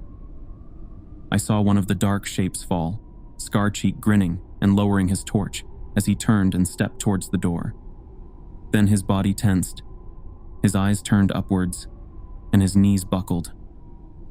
He fell face forwards onto the ground, and I saw the bloody gash that ran the length of his spine. I saw extended claws. They were razor sharp, tipped with blood. Then the creature scurrying away from the light of my torch. "We have to help him," I yelled and lurched forwards towards Scarcheek. "Leave him, you fool!" the big fellow shouted. "He's dead. We need to get this door closed." "We can't just leave him," I yelled back. "No." The big fellow screamed the word at me, and I retreated back through the open door, just as the inside lights flickered, then failed. It was dark inside now as well. I cried out, "You didn't fix it. You made it worse." "Go to hell," the big fellow screamed. I turned my torch towards him, saw he was trying to close the door, but couldn't, because the creatures were coming in. I scrambled backwards. My torch made patterns on the floor where it hung in my faltering grasp. I swung it back upwards, to where the big fellow was. The creatures jumping up at him were reaching his throat easily. Big as he was, their claws were slashing at him. Blood spurted out. The light of my torch made them break away, and I hurried towards the big fellow. He was staggering, holding his right hand to his wounds. Blood flowed through his fingers. With his other hand, he pointed his torchlight at the open door, keeping more of the creatures from coming in, I realized. I began to turn my torch in a circle. "The switch," I said. "Will it still work?" He looked at me and tried to speak. Blood bubbled inside his mouth, then began to spill out. His legs buckled, and he fell. I stood there helplessly and looked down at his body. My hand was shaking so much, the beam from my torch jerked about crazily. I forced myself to hold it steady and once more began to move it in a circle. I saw teeth bared, claws raised, and the arched backs of the creatures as they approached me. I saw them in glimpses, in moments, as the beam of light passed over them. They were 10 feet away, 8. I could not keep them all at bay. In seconds they would be on me, and I would be dead. Cut to shreds. I turned and ran. The beam played across the floor as I raced towards the control panel. Behind me I could hear them running, bearing down on me, but I could not look back. I could not stop. I ran. I was struggling to breathe. Sweat flew from me, and I ran. I ran for my life. I threw myself at the control panel and, guided by the torchlight, found the switch. If it worked, I had a chance. If it didn't, I was history. These thoughts raced as I grasped the switch and pulled it down. The lights flickered, then burst into life. I turned to look back at the creatures. They were everywhere. Hundreds of them, crouched on all fours throughout the warehouse. Their eyes were red and, I realized, helplessly exposed to the glaring light, as they had no eyelids. Their snouts were long and as pale as the rest of their abhorrent bodies, and everywhere their veins stood raised. In the ones nearest me, I swear I could see the blood pulsing in them. They bared their teeth, reared up, but they were raging now at an enemy they could not overcome, the light. And they rushed from the warehouse, scrambling over each other to get out. I waited till the last one had gone, then made my way back to the open door and stepped outside. I could see the lights around the exterior of the building were working again, and the creatures that had come so close to taking my life were almost out of sight. That was 2 weeks ago. It is December the 2nd, and I walk through the deserted warehouse, the light illuminating my every step, and all I have left to do is think. The polar night ends on January 23rd. The sun will rise. There are still 51 days to go till then. Outside, the darkness waits.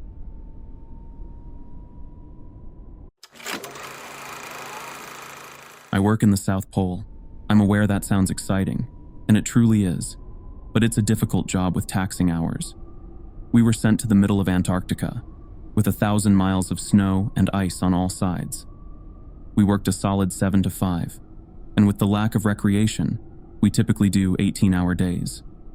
However, we do have slow, satellite Wi-Fi, which is what keeps me sane during the long days. Regardless, all this wasn't the problem. The problem was the sheer atmosphere of oppression. The whole place didn't feel right. Most of the facility is subterranean with covered heaters atop the roof and an entrance into a cement stairwell.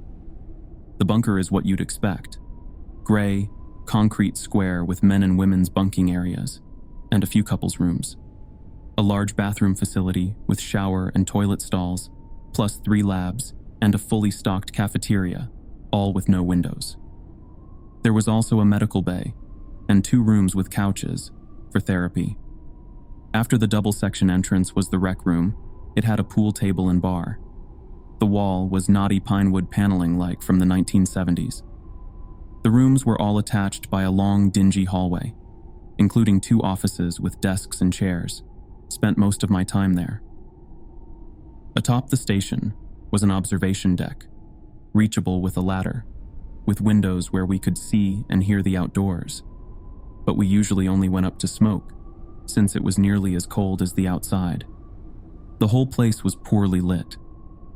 Fluorescent lights and a few lamps in corners, but overall it looked like a dingy green, underground cement hell. Outside is exactly what you would expect from Antarctica. Snow for hundreds of miles in all directions. If you have a fear of open water, it feels like that, except you have to walk in it. I was a little surprised as to why they invited so many on this particular expedition. There were 12 of us total. Usually 6 would suffice, all professionals in our fields. However, the range of work each of us did was surprising. Typically, it would be a singular field of study to accomplish a common goal, but on this expedition, there were several different professions. The first was an older Finnish gentleman, a medical doctor, who was skilled in healing injuries in frozen climates. The next was a physicist, who really was as surprised as us to be in the South Pole, for their work is often theoretical, and when in practice requires a team in and of itself. The next 2 were a British husband and wife team, both geologists. There were 3 men in their 30s for maintenance and driving, specialized in sub-zero conditions and masters in any repair field.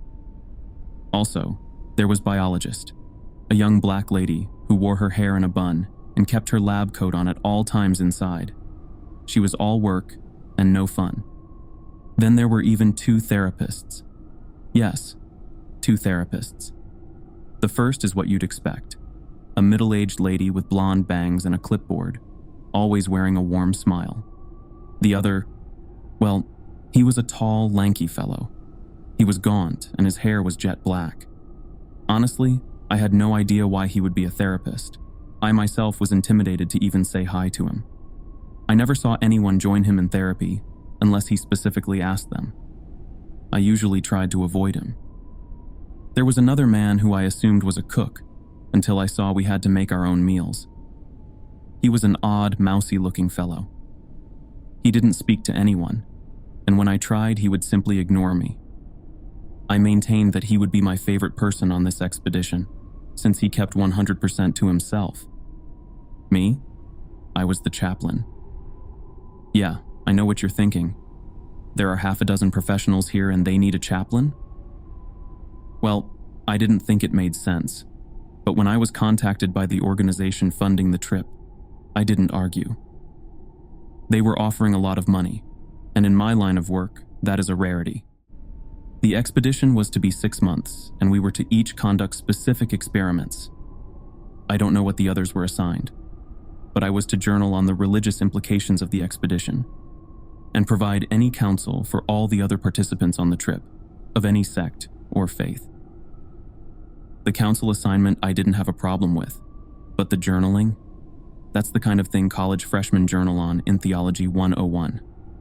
Either way, I was getting paid, so I sucked it up and spent the rest of my free time downloading movies and games to pass the long hours in between counseling. Surprisingly, a lot of people came to me for religious discussion. I won over the maintenance guy's approval when I cracked open a beer with them and talked Catholicism on the old red rec room couch. I'm a Protestant minister, so they were a little standoffish at first. We became fast friends, and even though I couldn't bless them or give confession, I think it helped ease stress to feel like they could disclose matters of faith, as well as just have fun conversation. Either way, I got along well with everyone after enough time. The physicist was a staunch atheist, so we played pranks on each other frequently. I would hide his laptop out of easy reach blaring, "Jesus take the wheel," and he would wake me up half the days with "No Church in the Wild." I considered him my second best friend in the compound, even though that song did give me chills when I thought about how far away we were from civilization. My best friend was the odd man.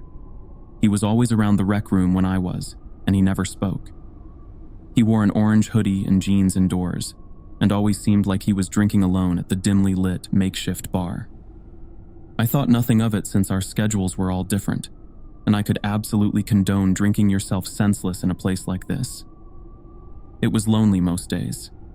We did our own thing at our own stations, often eating lunch there, frozen meals or MREs usually. I did spend quite some time talking with the doctor. He was a Buddhist, so we spent many mornings meditating in his medical station under the buzzing fluorescent lights. He said that the place gave him an odd feeling. It was hard to be centered here in this cement brick, buried in the snow. It did get to me after a while.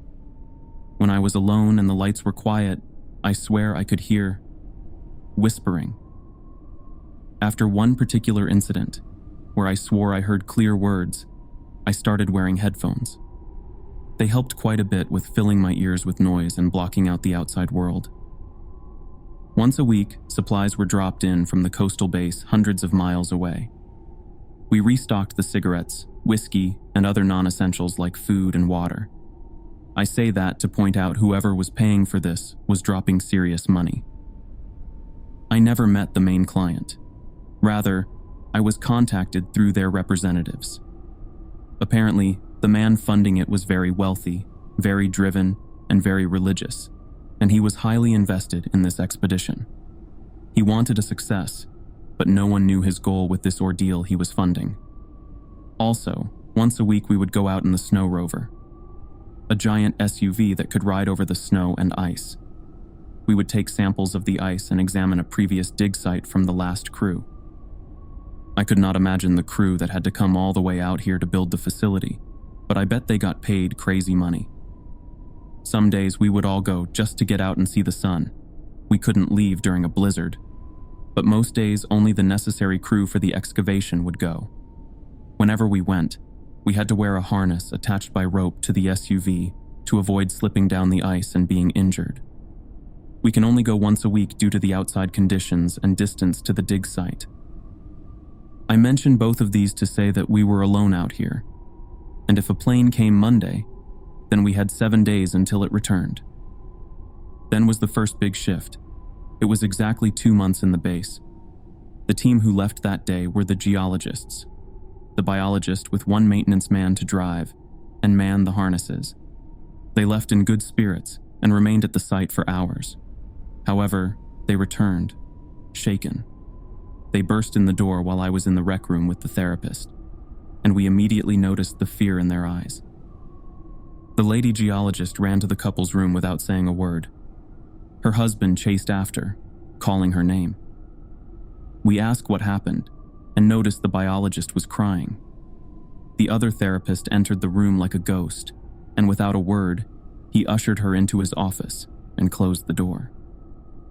The doctor burst in and boomed, "What on earth is going on?" "I don't know," said the first therapist. She was anxious, as was I. "Where's Jack?" The maintenance worker who drove the SUV. "Wait, where's the car?" I inquired, opening the door to the outside. I saw nothing but our flag, a long set of footprints and miles of ice gleaming in the sunlight.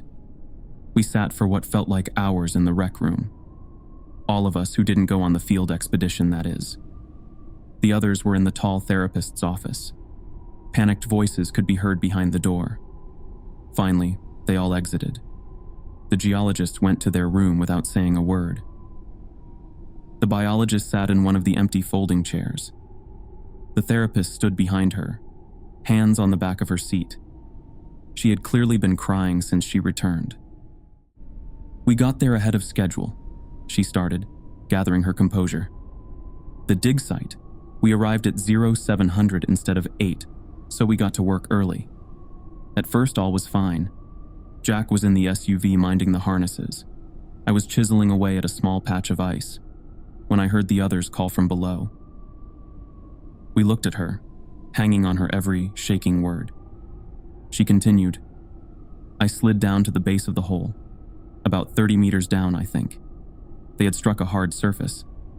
We all dug together and pulled out a massive lockbox. Immediately we assumed it was left from the last dig, but the design was old. It looked like something from World War II. It was heavy and sealed shut. We tugged the rope to signal Jack, but there was no response. We started calling out for him, but he never called back. We couldn't see him from our vantage point. After a solid 10 minutes of screaming, we made our way up the hill using our tools. We used an extra length of cord to pull the box up. It took all 3 of us, but we got it up. When we reached the top, Jack was nowhere to be found. We searched the perimeter for well over an hour, but with maximum visibility, we would have seen him. We checked for holes in the ice and signs of footprints, but his earlier tracks never left the side of the SUV.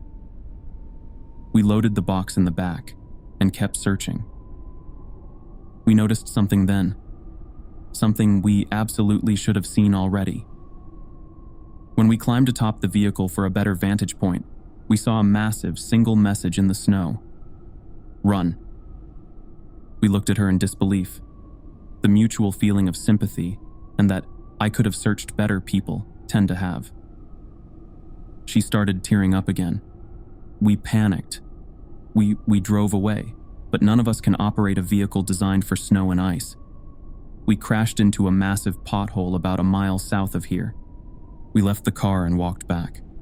The find is still there, and Jack is somewhere in that deserted wasteland. After this, she broke down in sobs and left to the dorm. Jack hadn't answered a single radio call or even made an attempt at reaching us. The dig site was an hour's drive from our base, and we were thousands of miles from any other researchers. We were essentially powerless to do anything. "First things first," said one of the other repairman. "We need to get our ride back." He suited up, Then he and the other maintenance worker left on a snowmobile designed for short distance. Now, I don't know how they did it, but they managed to bring the SUV back safely in less than an hour. By now, it was getting dark, and the search for Jack would be too dangerous to continue tonight.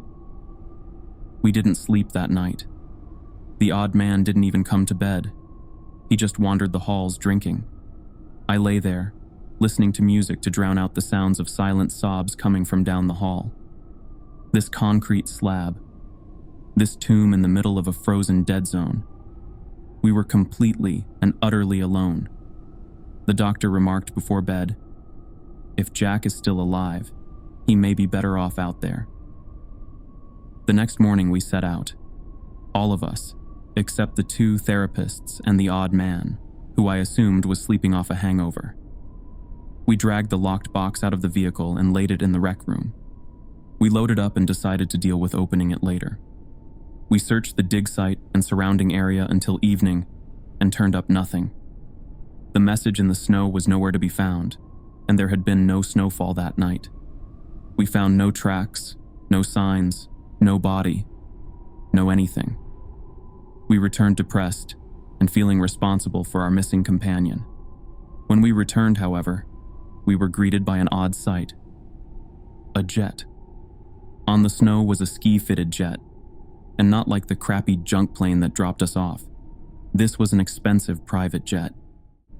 We entered the facility to the sounds of loud, booming laughter. A short, bald man with a white goatee sat in the rec room with the shrinks. He was smoking a cigar and wore a very nice suit. 2 very large men in sunglasses stood on either side of the door. We were slightly stunned. "Well, if it ain't the rest of the party," the man said in a hard southern drawl, turning to us. "Who?" I was cut short. "Allow me to introduce myself." He stood, extending his ringed hand. "Earl, redacted. Pleased to meet you all, finally." We took turns, awkwardly introducing ourselves, realizing this must be the guy in charge. He invited us into the cafeteria to have an official meeting. This was the second weird shift in the trip. He offered condolences in regards to Jack, and expressed that it was no one's fault he went missing. "As for that message in the snow," he said, lowering his voice, "I would say this whole place tells you to run at some point. Don't let it get to you." He finally revealed his focus of the expedition, that we were to discover any signs of past visits man had ventured. He also expressed that he wanted to colonize the South Pole, but needed to know the psychological effects of people living here. That's why he sent 2 mental health associates and a minister. He pointed at me saying this, making me feel exposed and awkward. He again thanked us and sent us to bed after the best steak dinner I've ever had prepared. This guy was serious. He flew in his personal chef to thank us for our work. The next morning, after a bacon and eggs breakfast, he took us into the tall therapist's office, one at a time, to shoot the shit, as he so delicately put it.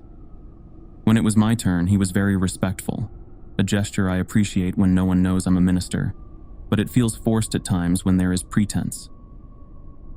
"How are you, Reverend?" he asked softly. "Well," I replied, not sure how to answer that question in light of the past few days. "Glad to hear it," he smiled at the ground. "Son, I'm going to level with you. You are the most important person here." "How's that?"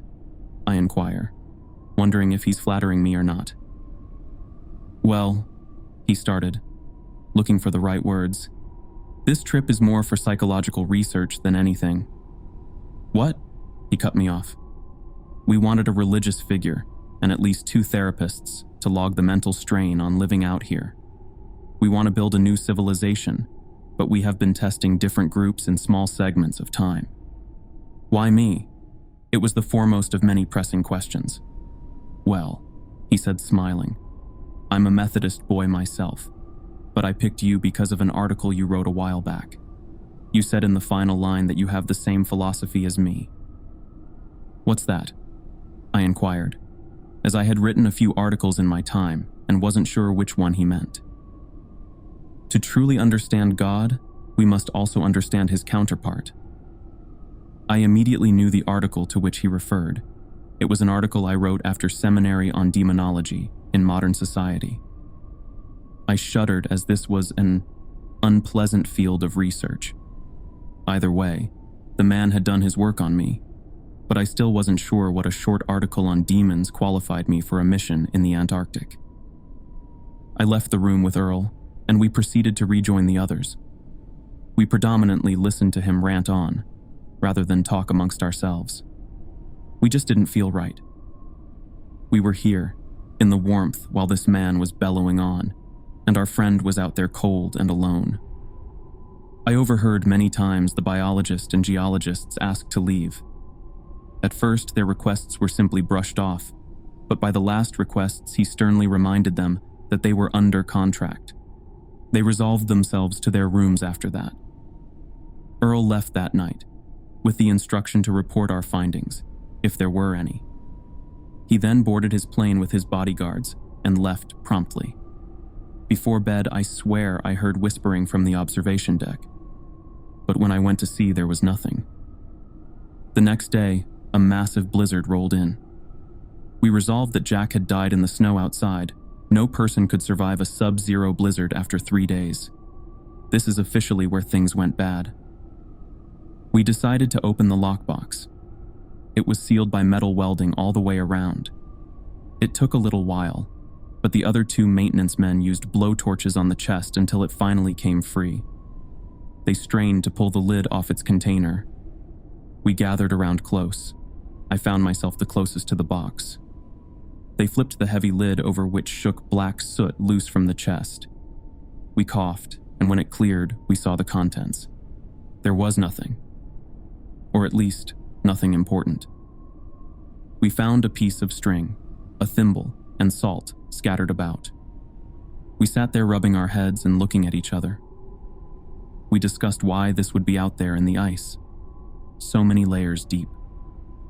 We talked a little while until I noticed the physicist leaving. He was pale as a ghost, so I chased him to ask what was the matter. "Hey!" I shouted as I caught up to him in the dorm. "You good?" He stood there shaking his head. After a long pause, he responded, "No." "What is it?" I was curious as to why he was acting so strange out of nowhere. Meanwhile, I saw the other participants walk down the hall to the cafeteria, only I noticed that the man in the orange hoodie was nowhere to be seen. My thoughts were shaken when the physicist spoke up. "Did you see the word on the lid?" he asked quietly. "No." I was confused. I must have missed it. "Can you read Hebrew?" he asked, choking back tears it sounded. "No, I can't," I replied. "I studied Greek." "Wait, can you?" "Yeah, I'm Jewish. Or was. I can read well enough Hebrew at least." His voice shook. I wish I couldn't. "What did it say?" "Dibbuk," he said as a tear rolled down his face. I had never seen him like this before, and frankly, I was a little scared. "You can't buy into the—" "No!" he shouted, cutting me off. "You know as well as I do that this place is wrong. It does things to you." God, the first week I chased footsteps around the shower every morning, only to realize I was alone every single time. "Listen," I placed my hand on his shoulder. "We're going to be okay." I wish I could say I was telling the truth, but that box did have some sort of weird feeling around it. That night, around 2 a.m., I awoke to the sound of footsteps. They were so loud I heard them over my headphones. I went to check around and no one was awake besides me. I heard soft sobbing from the couple's room, but knew better than to disturb them. They had it pretty rough right now. As I returned to my bunk, I walked by the cafeteria and caught something awful. I turned to see the most horrendous sight I have ever seen. All the chairs and tables were scattered and flipped. Food was smeared all along the walls and ceilings, and utensils and appliances were scattered about. In the center of the floor was a massive, rusted steel cross, and nailed to it was Jack. He was soaked from head to toe in blood, and his eyes looked as if every vein had burst. Barbed wire covered his arms and legs, and nails were driven through his wrists and ankles. He was bald and thin, and when we made eye contact, he shook violently. Then he shrieked through spattering blood, "Belphegor!" Now was my turn to lose control. I fell backward and slid on the tile. I must have been screaming my lungs out, for everyone poured into the hallway asking in confusion what was happening. I had urinated. I pointed to the cafeteria through tears and panicked breaths. The inside was totally normal. Nothing was out of place. No cross. No jack. No destruction. The last thing I remember was showering and opening a bottle of Jack. It was only 3 hours later I awoke in the rec room covered by a blanket. Jane, the therapist, was asleep on the opposite couch. She was sweet through all of this, and I'm sure she was disappointed in my lack of professionalism. I was still drunk when I stood. Everyone was still asleep, and the blizzard still blasted our compound. I wandered the hall and heard the sobbing from the couple's room again. I realized in my stupor that they may need help. I knocked softly on the door, but the crying continued uninterrupted. Before I could knock again, I had to resolve myself to the toilet. I ran and vomited into the bowl, now feeling slightly more alert. As I stood wiping my mouth, I caught the brief glimpse of a figure leaving the bathroom. It was dark and tall, but I couldn't catch any more details. I finally had enough and returned to my bunk. I fell into a restless sleep that night, but I slept nonetheless. I awoke the next day to someone shaking my arm. "Wake up!" My vision focused to see one of the maintenance men. "Power's out, and people are missing." I stood groggily. He turned to the hallway, where I could hear voices in the cafeteria. I saw the only other person in the room was the physicist.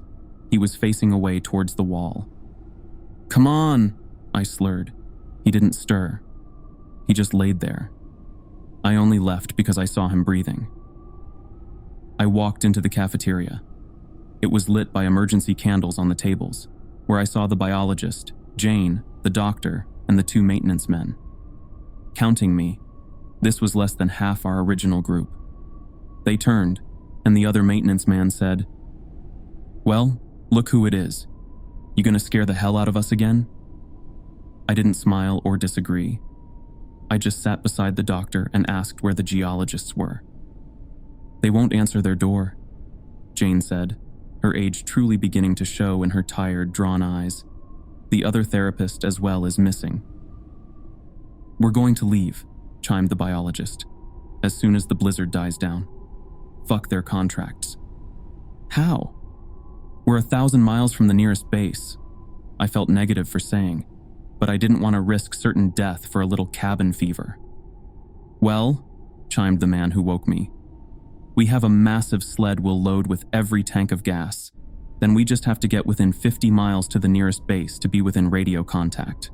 We have GPS, we'll drive in shifts, and we'll take our time as to avoid pitfalls." "Is this agreeable?" asked the doctor. Everyone nodded in agreement. "In that case," he continued, "I suggest we spend the next few days together, hoping the missing members return. And if not, then we will beg their forgiveness in hell." I spent the day sitting in a daze. I just had no clue why we were all so distraught. We all layered up in the dark and hunkered down. We made small talk in an attempt to fill the void. The dancing candlelight played tricks on our eyes, and the dark was oppressive. The 6 of us sat there, just sitting, just waiting. Finally, around 1800, 6 p.m., Jane suggested we check on the geologists. We stayed close down the hallway and heard the sobbing. It was softer, but still present.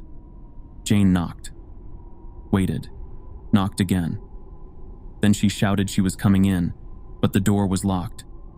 The maintenance man began pounding his fist and threatened to break in. He took out a kerning and picked out a key. It fit the door, and he slowly opened it to the bedroom. Inside was a nightmare. The first thing I noticed was the blood. It was everywhere.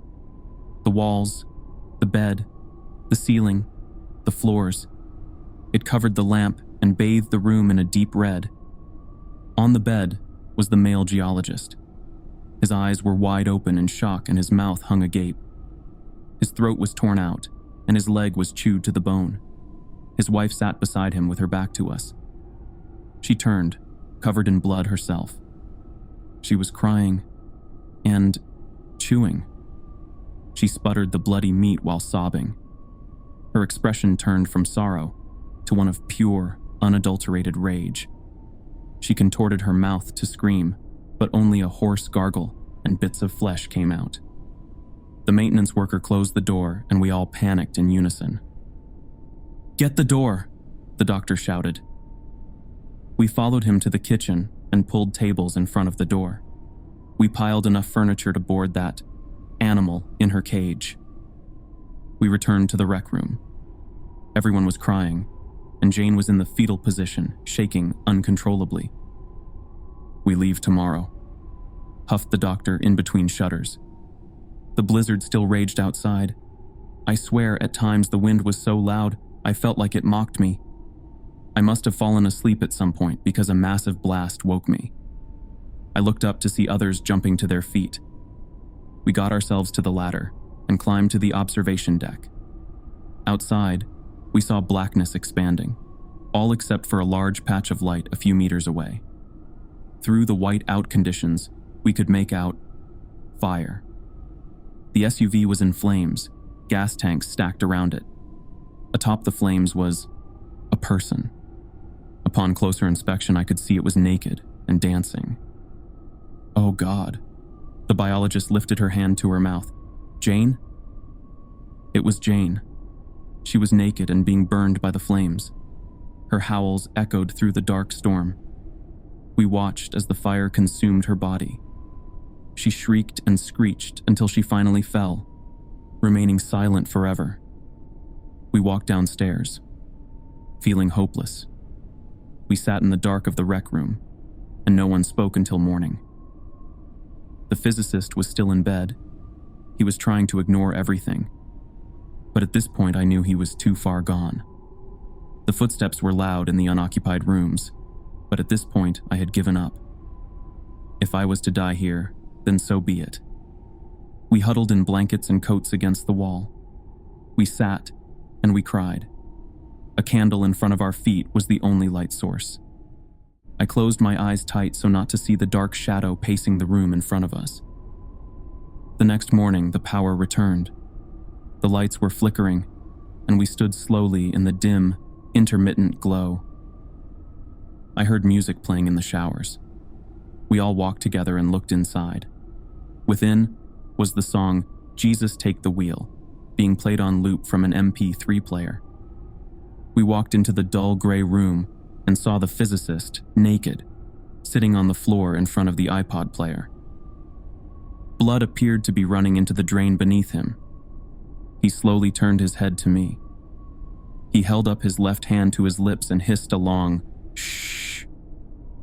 With the other hand, he lifted his bloodied, mutilated genitals. He closed his eyes and smiled a large, toothy smile.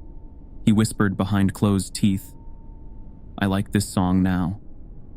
"God," said the doctor. He slowly approached the bloodied man, attempting to keep him calm. He continued, "It's okay, boy. I'm here to help." The physicist snickered again, eyes still closed and teeth still bared in a snarling grin. As the doctor got close, the man shrieked with inhuman volume and sprang forward. He tackled the doctor to the ground and sunk teeth deep into the old man's jugular. Blood ran down both the doctor's neck and the physicist's teeth. He stood, turning his violent intent at us. The doctor sputtered blood and choked for air. As the brooding man crouched to leap, a loud bang filled our ears. I fell to the ground in agony. The screeching in my eardrums was unbearable. Finally, it cleared and I saw the physicist now laying dead in a pool of his own blood. In his head was a circular wound that bore all the way through his skull. One of the maintenance workers was holding a smoking pistol. We were now 4. me, the biologist, and the other 2 maintenance workers. The rest were now all missing or dead, although the power was on the satellite was down, thus ruining our chances for radio and Wi-Fi. We all paced and cried and panicked for hours until finally one of the maintenance men spoke up. Our only chance at survival is to fix that dish. We looked at him and silently knew he spoke the truth. The outside was still completely whited out from the amount of snow and wind. "I'll go," spoke up the other man. "We'll go together," said the first. The biologist and I knew we could not argue. We watched them in their coats leave into the unforgiving blizzard. We waited for what seemed like hours, searching for radio signals and Wi-Fi. Finally, it came back. We smiled for the first time in a while and prepared for the men's return. We sat and waited, and waited, and waited. We didn't say anything, but we knew. We knew we were the last. She fell asleep in my lap after we cried ourselves tired. Before I closed my eyes, I swear I heard the giggles of a child. I awoke sometime later. I was utterly alone. I yelled for the biologist. I searched each and every room until I found the last thing I wanted to find. I found her in the observatory. She wrote a lovely note about wanting to see the outside world before she died. In her arm was an empty syringe that I guess is what she used to end her life. Her eyes were blank, staring into oblivion. I left her to her peace. Now, the reason I write this, in my probable last moments of clarity, the reason we were brought to this frozen hell, only to die, the reason I'm sending out this story before I put an emergency flare gun down my mouth. I returned to the office I had been using. I was hysterical. I saw my reflection in the display mirror and noticed my eyes were totally black. This sight brought me to smash the mirror. I sliced my knuckles, which rocked me back to reality. And in my second of clarity, I noticed the slip of paper that fell from the shattered pieces. It was a note with a picture attached. The note read, "If you're reading this, then I hope it isn't too late. This place is not what you think. The man in charge is not a religious kook. He is much more dangerous. By now, you may have found that undiscovered lockbox. In it, you found some trinkets to spook you. There is probably a minister with you to comment on the materials as evil.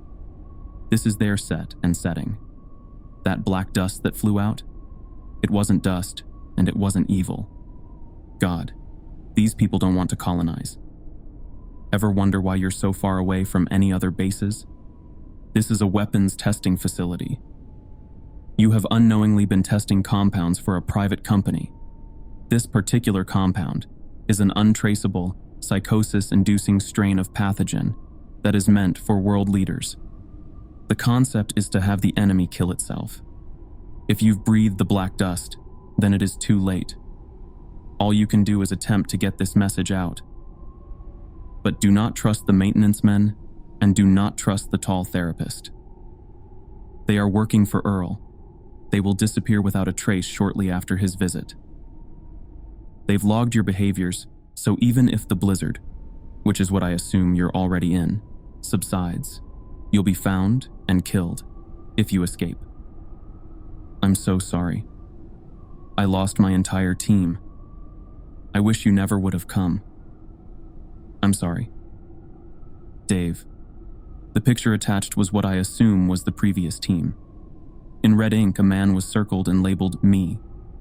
In the picture was a mousy man in an orange hoodie and jeans.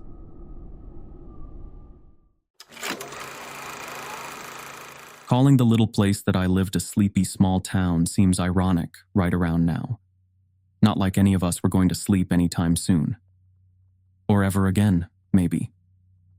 I've been awake for 72 hours now, so give me a little grace when it comes to keeping my story straight.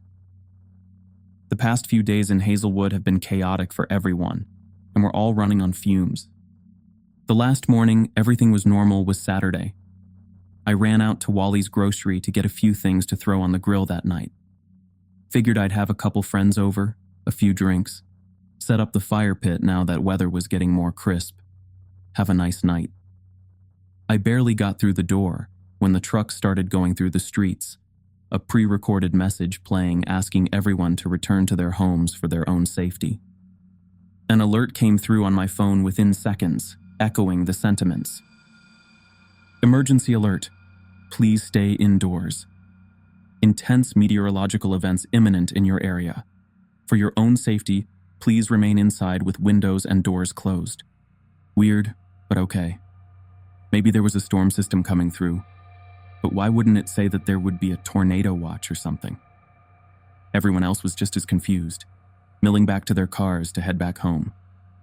I did the same, hopping in my crappy old hatchback and getting back home within minutes.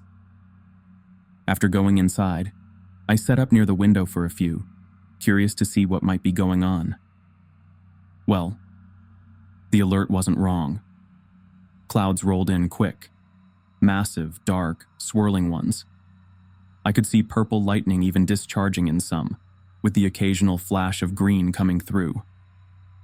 The rain that came with it brought a smell that I could pick up even from inside the house. Metallic, though with a hint of acidity that almost stung my nostrils. There was nobody out on the streets, not even animals running around. All in all, it came down pretty hard, but only lasted maybe 20 minutes at most. The second alert followed not long after everything stopped, this one making me a lot more nervous than the first. Emergency alert. Please remain indoors. Stay awake. Do not fall asleep or allow any friends and loved ones to do the same. Please stay tuned for further updates. This one had me. I honestly thought it was a hoax for a minute, like that time someone sent a fake nuke warning to everyone in Hawaii. The more I looked around outside, though, the more I wondered. Everything was too still, especially for a Saturday morning. Not even the birds were chirping. Hell, even the crickets and frogs that normally would be throwing a fucking rave after every shower didn't have anything to say. Just eerie quiet. Not even a breeze to rustle the leaves. An ambulance cut the silence, tearing down the main street just a few dozen feet away, going further into town. They didn't usually go that fast down this part of the road, considering all the residential homes out here. They had to blow by. I walked out on my front porch, looking around to see what the hell might be going on. "Strange weather, ain't it?" a gruff voice shouted over to me. Across the road and to the left, old Mr. Hutch was sitting out on his porch, rocking in that same old chair he spent hours in. "Yeah, weird stuff." "Those alerts seem real to you?" I asked. He looked at me, not understanding, so I held up my phone to him. "The emergency alerts that came through, did you get them?" "Oh, I ain't got one of those damn things. Just the landline. Don't need all that Facebook and Twitter bullshit," he said, starting to go off louder. "Something happening in town?" "Not sure, to be honest. I just got an alert that said stay inside and don't fall asleep. Might not want to stay on the rocker too long in that case," I said. He only laughed. "Son, I've taken Saturday naps at noon since I was a boy. Didn't even miss them when I was riding choppers in Vietnam. The cell phones ain't gonna stop that." He chuckled out. I couldn't help but laugh along with him. Man had his priorities after all. Not like I could argue him out of taking a nap on his porch. "Enjoy it. I'll catch you later. Tell Mrs. Hutch I still want her Swedish meatball recipe when she gets a chance." We both gave parting waves. I stepped back inside, moving into my home office just down the hallway from the front door. Cracking the blinds here, I had a full view of the neighborhood, including Hutch now beginning to nod off on his porch. While I booted up my computer and started getting a little work done, I just figured I would keep an eye on things. I don't know how much time had passed. Maybe minutes, maybe an hour at most, but I started noticing him kind of jerking around in the seat. The guy was in his late 70s, so I got a little nervous and started to run outside, seeing what if he needed help or was just having a bad dream. Barely made it off my porch when his head quite literally ejected from his body. I don't know how else to describe it. fired right off his shoulders like a damn firework on Independence Day.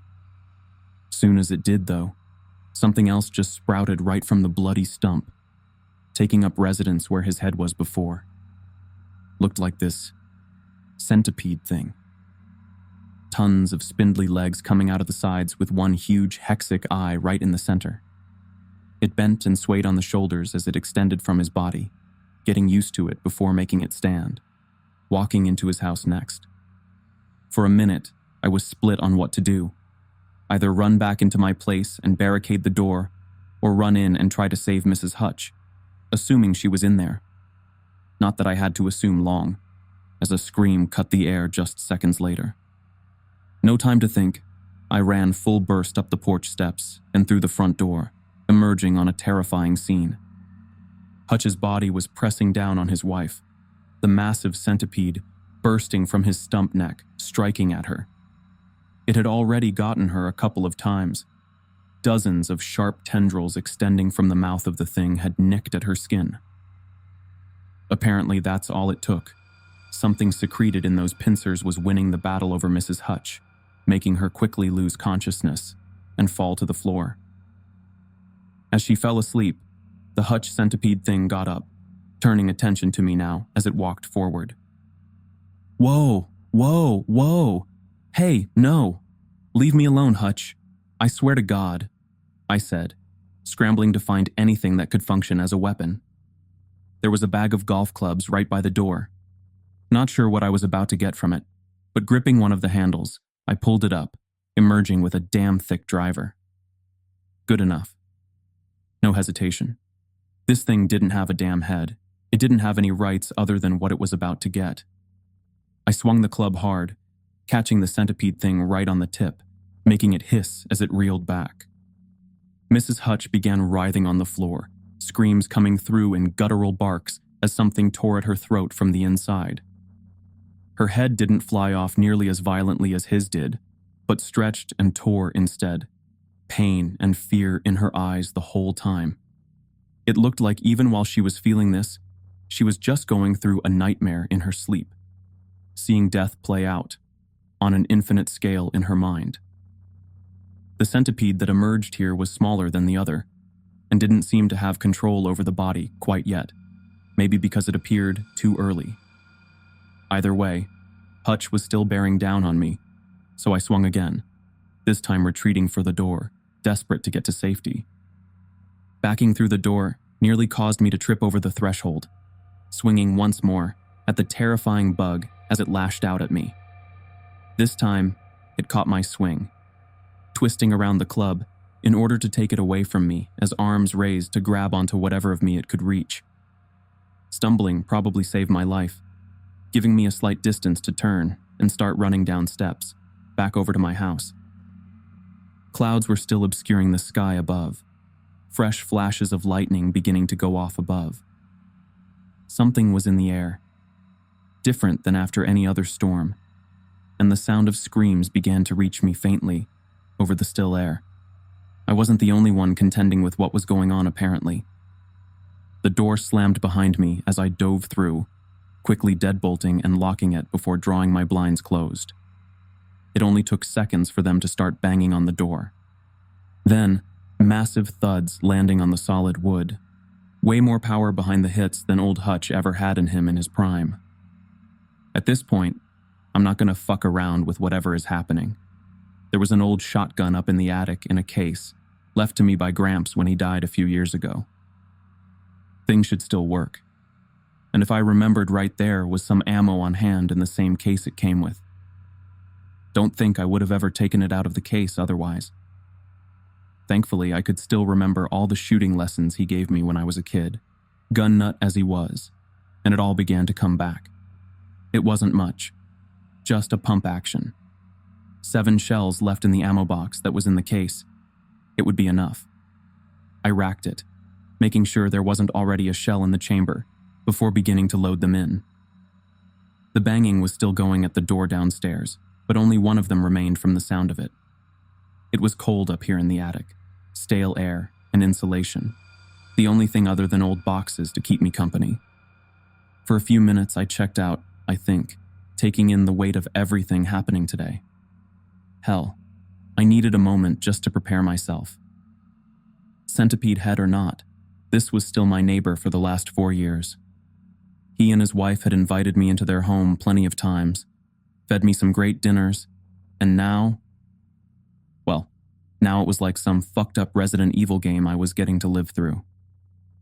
A skittering from the other side of the attic wall brought me back to the present. The thin wood and insulation was being pressed inward, something tapping along as it tried to find a way in from the other side. Probably the worst fucking noise I've ever heard too. Like dozens of roaches, just skittering across a wooden board. My skin was crawling, hoisting the shotgun to my shoulder and aiming as the taps moved closer to the small vent in the wall, leading to outside. I could see the shadow over the slats before legs began poking through them, working to stretch what it could and fit through, desperate to get to me. It kept working at the slats for a moment before one finally gave in, weathered from years. This house was old, so not too much of a surprise, but as soon as it gave, that was the reinforcement the crawler needed, forcing its way further in and extending further through the vent, catching sight of me right as I pulled the trigger. It burst, guts and pieces of the shell flying everywhere while legs rained down. The remainder of it slumped over, dangling in the window as I made my way back through the attic door, still focusing my gun right on the damn thing. I got downstairs and heard Mrs. Hutch still beating on the door, fistfalls getting louder as she seemingly gained more power behind the blows. I hesitated only momentarily, unlocking the deadbolt and stepping off to the side, into the hallway. Behind the door as it opened, gun trained right at where eye level would be, or at least where I hoped it would be, when she eventually entered the house. Almost shit my pants when this thing curled right around the doorway and stared into my fucking soul before I got it together and pulled the trigger. It burst, spattering guts all over me and making my ears ring at close range. Her body fell forward into the doorway, remains of the centipede skittering on the wood floor as it went through death convulsions. I stepped out, partially to see if anyone else came out on hearing the noise, and partially to see what had happened to Hutch's body. The answer was slumped on the lawn right by the wall, centipede extended all the way up and through the attic vent. His body wasn't even able to fall completely, with the centipede holding it up, likely at the limit it could stretch. Legs ran the entire length of it, making me shiver just looking. Grabbing Mrs. Hutch's ankles, I pulled her back out onto the lawn, getting her out of the way so I could close the door and relock it. Without the worry of what the hell it might do to me, I was able to look closer at it now, seeing that the centipede I had thought it was is actually something much worse. Every segment of the thing was part of her spine, vertebrae growing over each other as it extended out of her stump neck. The end of it, where the shotgun had blasted off, looked like a frayed electrical wire, dozens of smaller strands of spinal cord unraveling, and at the top.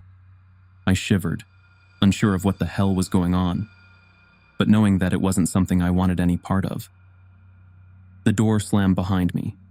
This time, though, I took a few other safety measures, pushing the recliner from the living room against the doorframe to block it. Tried calling EMS to see if there was anyone that would even pick up, but sirens were blaring through the still air, mixing with far-off screams as more of the town began to contend with what was happening.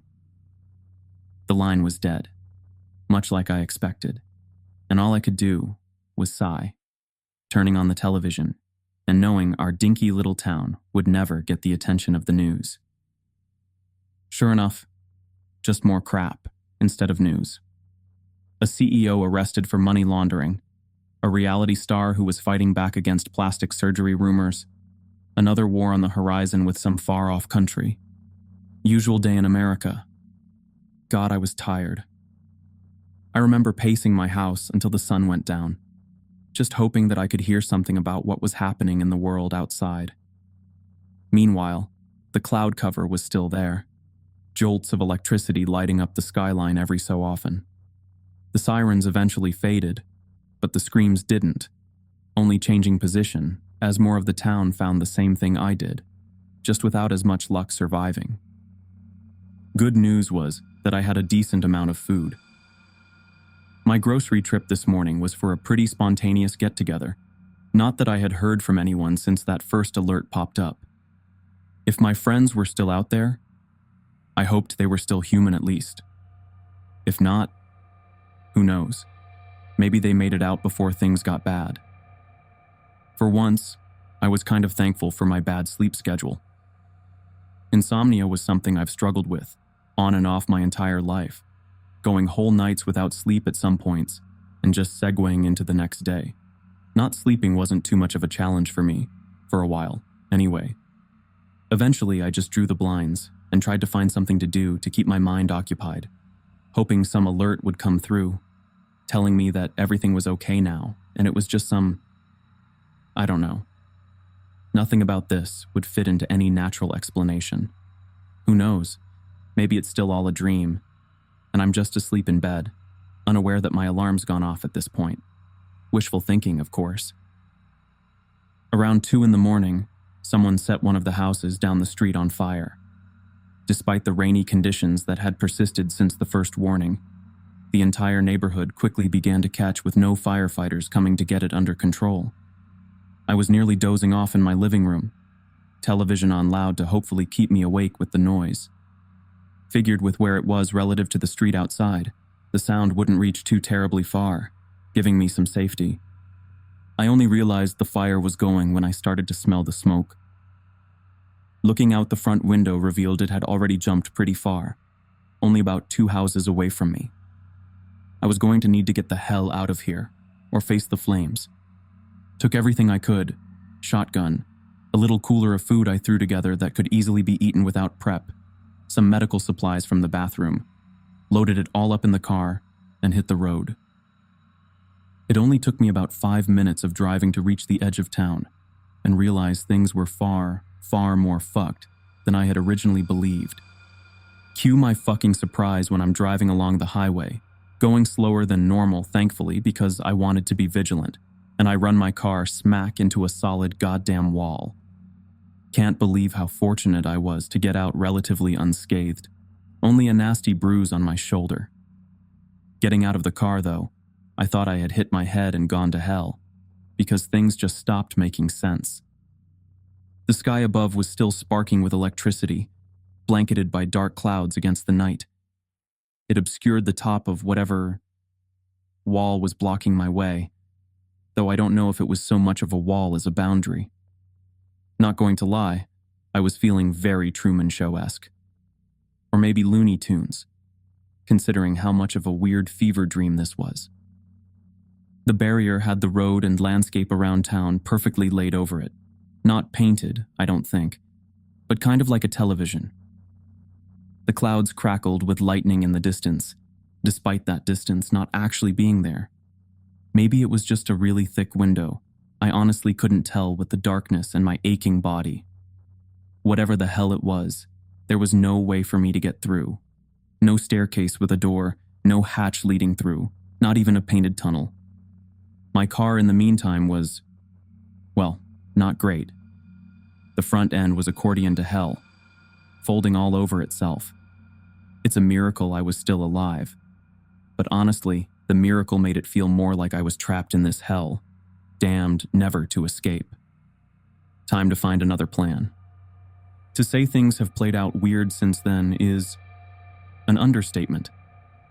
Know how when you're in a nightmare, everything that happens is the most illogical shitstorm of a sequence? Like sometimes you'll just arrive at your next destination. Something will appear out of nowhere. Nothing is off limits. And anything could happen without the slightest hint of justification. That's how reality is moving right now. Genuinely. I don't know how the fuck I got where I am now. I'm holed up at Wally's all the way on the other side of the town. My car is nowhere to be found. The shotgun is fucking gone. And I'm sitting in the cheese aisle, pile driving through a deli tray like it's the last meal I've ever have. It was like I was sleepwalking the entire time from when I noticed the barrier to now, sitting here, stuffing my face. I nearly fucking choked because of how taken aback I was. Reminded me of smoking some bad shit back in my college days, and finishing off a fifth of cheap vodka. Total blackout. My watch said it was around 2 in the afternoon on Monday now. Hours lost, no idea where. Suddenly, someone came around the corner into my aisle, making me stand and get ready to run. Whoa, you all right? A voice asks. Female, probably around my age. Seemed familiar. Perry, you okay over there? When did I get here? I asked, realizing my voice was shaking now. She hurried over, putting a hand on my shoulder. I recognize her now. Sarah, one of the cashier girls that works here during the weekdays. About 5 hours ago.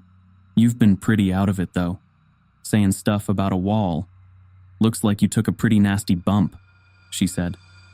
I was starting to notice my surroundings more. The dim grocery store lit by every other halogen bulb in the place. Dark, overcast lights outside with the occasional lightning. Fuck. It wasn't a dream. There's more of those things out there, yeah? I said, looking toward the nearest exit now. The deli windows were boarded up tight against the outside, while the front doors were barricaded by all the shopping carts that could be brought in. God, I can't remember a damned thing. It's okay, Perry, all good. Come on over and talk to the others. We're trying to see if we can put anything together, she said, beckoning me back toward the stockroom. There were 4 others in there right now, all gathered in a little fort of pallets and supplies. One of them had set up with a knife, sharpening mop handles to use for defense. 2 guys, 2 girls, with Sarah and I joining to bring it to an even split between the 6 of us. You're looking rough, man, said one of the guys, the one not sharpening broom handles. I recognized him from somewhere, but the face just didn't quite reconcile with anyone I could think of. You run into the spines? The centipede things? Yeah, I said, nodding. The others all murmured agreement. Apparently we had all seen it at this point, surviving to get this far. I'm sorry, I can't remember how I got here. Nothing makes sense. It's starting to get that way for all of us. One of the girls, a blonde covered in tattoos, said, I was sitting safe in the truck stop off 90 just a few minutes ago, and now I'm here. Not a fucking clue how. You've been here for a few hours, though, Sarah mentioned, looking at her. The other woman, a smaller brunette with glasses that made her look like the binoculars from Toy Story, nodded in agreement. Sarah looked to the steak guy next. What about you? Stocking up in case of vampires? He just kept carving, sharpening one end of a mop handle that was already finished with a wicked point. Even then, he continued, his only words, I had a baby. That was enough for the rest of us to infer what must have happened. Not many humans spend most of their time sleeping, but a baby. Jesus. Poor guy. We left him to his steak sharpening after that. Have any other alerts come through? I asked, looking around to the others. I feel like there's something I might have missed somewhere, some crucial event, but everything was a blur. Nothing about how I got here made sense, with everyone else sharing similar feelings. At this point, even if we could get out of town, would it be too late for us? Just the same stuff. Don't fall asleep. Stay awake no matter what. Isolate any who may fall asleep. Bullshit like that, the other man said. I still couldn't place where I knew him from, with big bushy eyebrows that met in the middle and a thick comb over on top of his head. I was visiting my grandpa at the senior center when things started going crazy. Old people napping everywhere. Heads just started popping off like champagne corks. Yeah, what the hell is going on with those? I asked, still trying to gather my bearings. I thought they were like bugs. I have a theory that something happens when we enter REM sleep, Binoculars mentioned. It awakens whatever makes the spine take over. So that's just their spine? Tattoo asked now, panic in her eyes. Swear the one I saw. Still had eyes on the end of it, looking at me the entire time it came after. Then those freaky threads that were coming out of it. Ah. "Don't let those touch you," I mentioned, recounting the story of the Hutch family. They all shuddered, except for Steak, who just kept staring blankly at the sharp point he was making. He stopped carving after a moment, staring at the nasty tip on the javelin he had carved.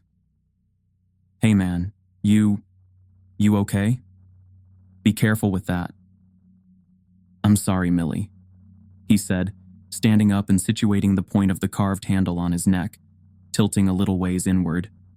It was like watching a car crash in slow motion, knowing that you're about to see something awful, yet too terrified to move in time. He situated both hands on the handle, pushing the point into his neck so hard, a little bead of blood began to ooze out, and threw himself forward toward the ground. The other end of the handle didn't have a mop head on it, just metal and rubber for holding it in place. It hit the ground, catching on a crack in the concrete that stopped it suddenly, holding it upward at an angle.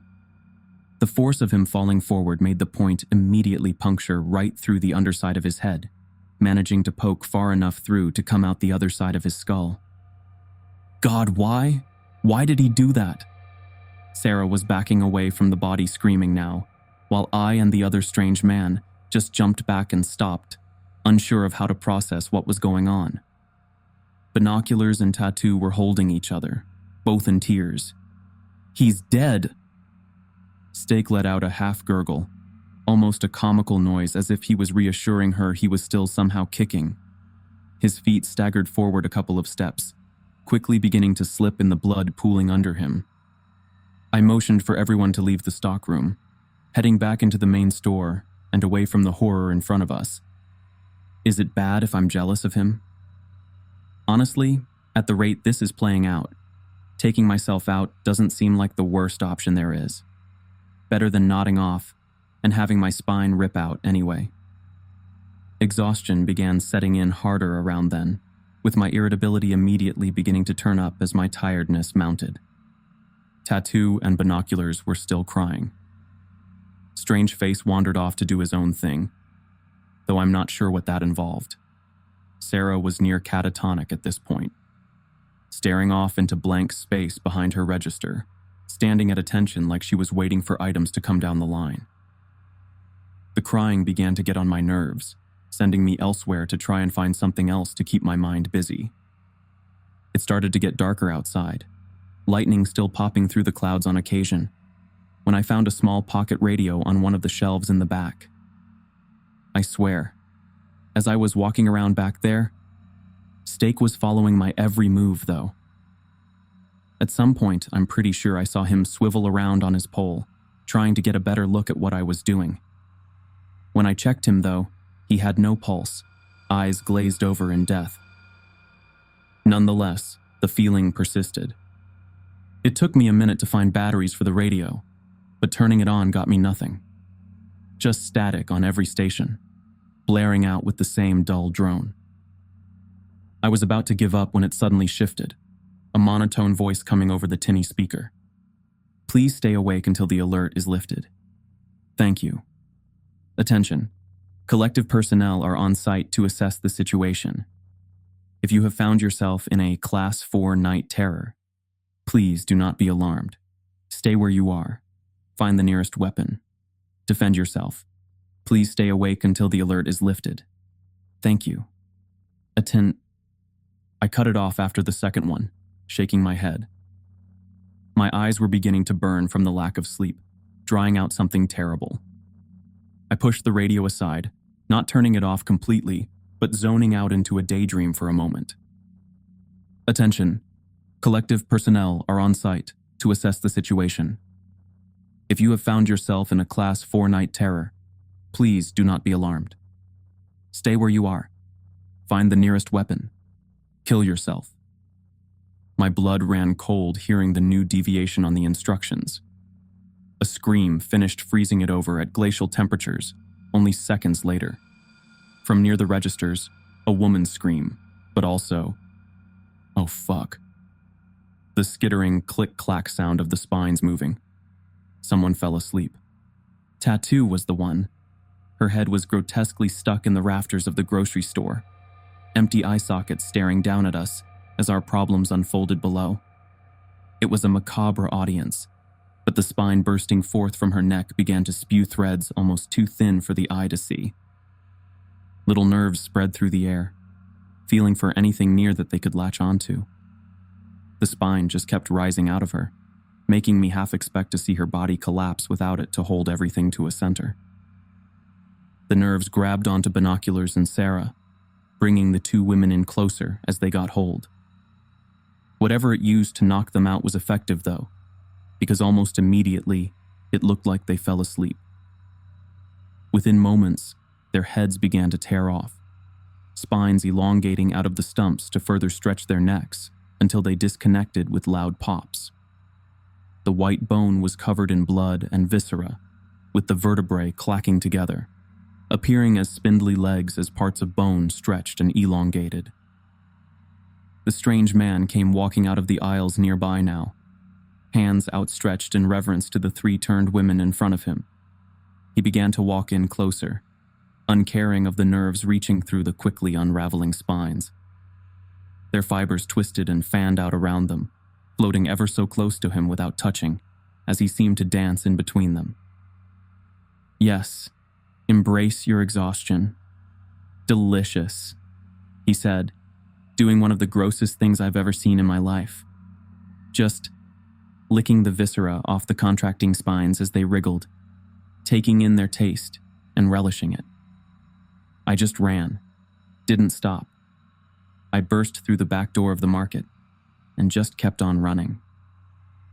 Suddenly, I'm on the main street in town, small buildings on every side. It's deserted, quiet, with nobody else out there but me. The thunder rumbles overhead as more purple and green lightning crack through the clouds. A burst of static comes through the radio in my right hand. I didn't even realize I had grabbed it. The same warning was playing, now with the "kill yourself" addendum running every time. Checking my watch revealed that I had lost another day and a half somewhere along the way. Where? Who the fuck knows? I just arrived here, I guess. Don't even remember where I was trying to go in the first place. A strap digs into my neck as I turn around, looking to see if there's any place to find safety. The shotgun? Holy shit. The shotgun is slung over my back. How did I get it back? Did I make the trip back to my car, then come back to the center of town? That didn't matter then. I could hear them, hundreds of them. There was just the skittering sounds of tiny, jagged feet on the pavement all around me. The clickety-clack of vertebrae as they smacked and scraped past each other. I could see the nerves flying into the sky above before they all even got here. Massive spinal columns extending out of every single body from a bloody stump where the neck should be. There was a small flower shop to my right on the road that I tried to duck into, but couldn't get through the door. Even worse, when I looked at the door to see if I could break the glass, I realized it wasn't even glass. It was fake, just a picture on a wall showing a shop interior, fake handle sticking out to fool idiots like me looking for safety. "Perry, you must be tired." The strange man was back again, suddenly right in the middle of the crossed roads, looking right at me. His bushy eyebrows were furrowed, a small buck-toothed smile breaking through his lips. God, why did he seem so familiar but so terror-inducing? Everything about him just looked uncanny, off by the slightest bit. An imperfect impersonation of a human. "Just take a little nap. We'll make sure nobody bothers you." "What in the hell are you, man? What's going on?" I asked, tears breaking through my voice. "I was hoping to play with the rest of you more, you know. I mean, I've been starved, don't get me wrong, but I wanted to have fun with all of you." He was gleeful at this point. "Didn't you say your grandpa turned? Was that a lie?" I asked now, trying to stall it while I figured out something. Anything. Behind the dozens of spines that were lined up on each street, blocking the way out, I noticed that same solid backdrop. We were stuck here in the scene of a nightmare. No way in or out. This fucker must be the one causing it. Was it a lie? It did happen, just like all nightmares happen. Every little synapse firing in your brain is a very real situation, just one that only you ever experience. What happened to you in one person's dream might be different than what really happens to you, but that doesn't mean it didn't happen. All the cryptic shit was just making me more frustrated, already irritable from the lack of sleep. The nerves from those damned spines kept inching closer, moving in toward me. There wasn't any fucking way out of here. Attention! Collective personnel are on site to assess the situation. If you have found yourself in a Class 4 night terror, please do not be alarmed. Stay where you are. Find the nearest weapon. Kill yourself. The radio cut through, blaring static, and that same message. The strange man rolled his eyes, giving a loud groan. Ugh, those assholes. You know, they've kept me locked up for decades now. No wonder I've been able to eat so much. It's been forever since my last good meal. He began again. I pulled the shotgun off my back, hefting it at my shoulder and aiming at him. He stopped, a look of surprise on his face as he walked closer, examining the shotgun from top to bottom before literally putting his eye to the barrel. Bang! My finger wasn't even on the trigger, but it still fired, blowing his brains out right in front of me.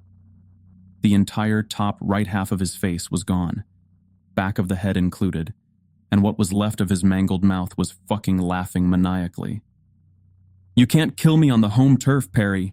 Come on, be a good sport, he shouted as I fell back in fear, tasting the brain matter that had splattered upon the gun going off. It was everywhere, all over me, all over the street. There was too much of it to even make sense of from the wound. Too much for the short time it had been open, and no head would have that many brains in it, right? They began piling on the street, blood pooling and running off into a sewer drain at the corner. Nerves kept coming closer, feeling their way toward me as the strange man laughed once more. If you're hearing this, please, kill yourself before it's too late. The static burst through to another voice, less monotone and more human now. His look went from amused to pissed off. Come on, don't ruin more of my fun, he said, laughing once more as he made a finger gun at the radio, going pew and blasting it to smithereens. Those stuffy old fucks don't know what they're talking about anyway. Come on, Perry. You're the last one still here. Last one standing, buddy. You survived this far. What are you gonna do now? The city around me faded away, and I was suddenly in the middle of a raucous theme park, people bustling around in every direction. The strange man appeared, wearing mascot ears and eating a comically large cotton candy. Gonna go to Disney? Have yourself a magical time? He said. The scene dropped out as soon as it came in, water now flooding in from every direction, pouring over the edges of some invisible tank to sweep me away. I desperately reached for something to keep my balance, before feeling sand under my feet, solid ground once again. He appeared once more, a comical tourist garb and huge camera slung around his neck. He pushed the button on it, causing the flash to blind me, closing my eyes against the madness happening. Island vacation, maybe? Rest and rejuvenate? Flames burst to life everywhere, the smell of sulfur stinging at my nostrils. The bright light that blinded me only moments ago was replaced by molten fire, billowing from the ground below my feet. The heat was more intense than anything I'd ever felt. Or maybe you'll just let me drag your poor soul down to hell, huh? How about that, Perry? His laughter echoed in every direction around me, making me want to claw my ears out. My sanity was slipping with every passing second, exhaustion tugging at my last shreds. Meanwhile, he fluttered around me like some fucking demon, spewing hate and vitriol at me from every direction. No, stop, I said, flipping over the shotgun and putting the barrel in my mouth. I could hear him realize what I was doing before I even knew it, but it was too late to stop me. I pulled the trigger, feeling the explosion rip at the back of my throat in excruciating detail, blasting apart my brain from the insides. I was still alive. Everything hurt like hell. My entire skull felt hot, and my eardrums were definitely ruptured, but I was still alive. "You idiot," I could hear him, faintly through the dull throbbing of blood in my ears. I tried to talk back but felt my jaw just fall, unsupported by the shredded muscles in my face. Did I fuck up that bad? "You aimed too low. Give me that." He went to snatch the shotgun away from me before I could try again, but I was dedicated, determined even. I hoisted myself back, tilting my head and holding the shotgun to the roof of my mouth. It probably looked like I was trying to play a damned shotgun saxophone, the way I was moving, but I needed the momentum. Taking a page out of Stake's book, I threw myself forward, pumping the shotgun as I started moving, and slammed the butt of the weapon into the hard rock at my feet. I felt it fire off one more time, successfully blasting my skull apart into billions of little fragments. He screamed at me as the hell around me faded to black, a sweet abyss of death. I almost choked sitting up, gasping for air and feeling the cold tile under me as I scrambled to stand and run. Someone pushed me back on the floor, shining a light into my eyes and holding them open. "Clear! He's clear!" they shouted. "Get me a stretcher. The last one made it back." They were dressed in a nice suit, hair perfectly styled short. I looked up at the ceiling above me as hot bile burned in my throat, threatening to push its way up and out. Another man in a suit ran by, bringing a small medical kit with him. He began checking on me, taking blood pressure, vitals, anything that he could. "Where the fuck am I?" I asked, choking back the bile. "Wally's grocer in Hazelwood, Georgia." The first agent that had shouted told me. "Do you remember what just happened to you, sir?" "How did I get back here?" I asked, still unsure of if I was going by the weird nightmare logic or actually got here in a real way. "You've been here a few days, sir. Tell me, did you see this person during your ordeal?"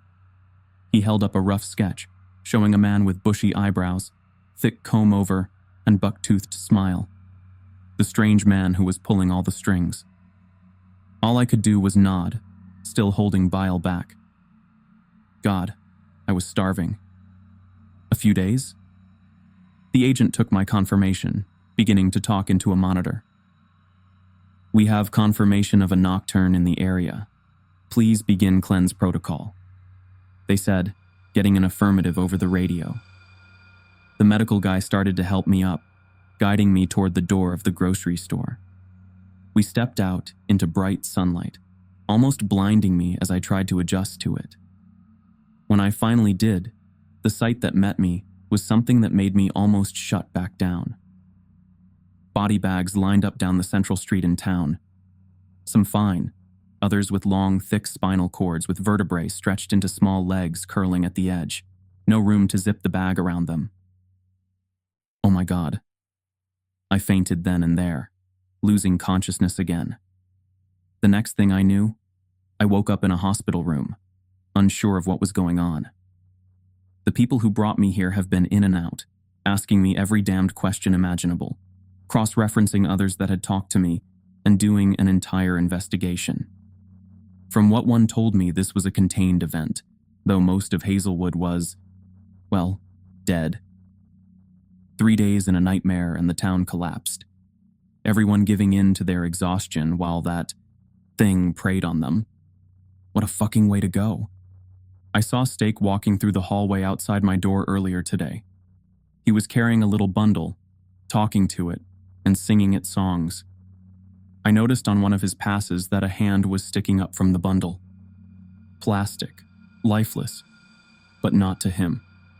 The nightmare was only beginning for him. No matter how much I've tried to get sleep since coming here, it just doesn't last long. The night terrors were rough, the spines haunting me through any dream, no matter how good it starts out. They said they're going to prescribe something for a dreamless sleep tonight. I hope it works.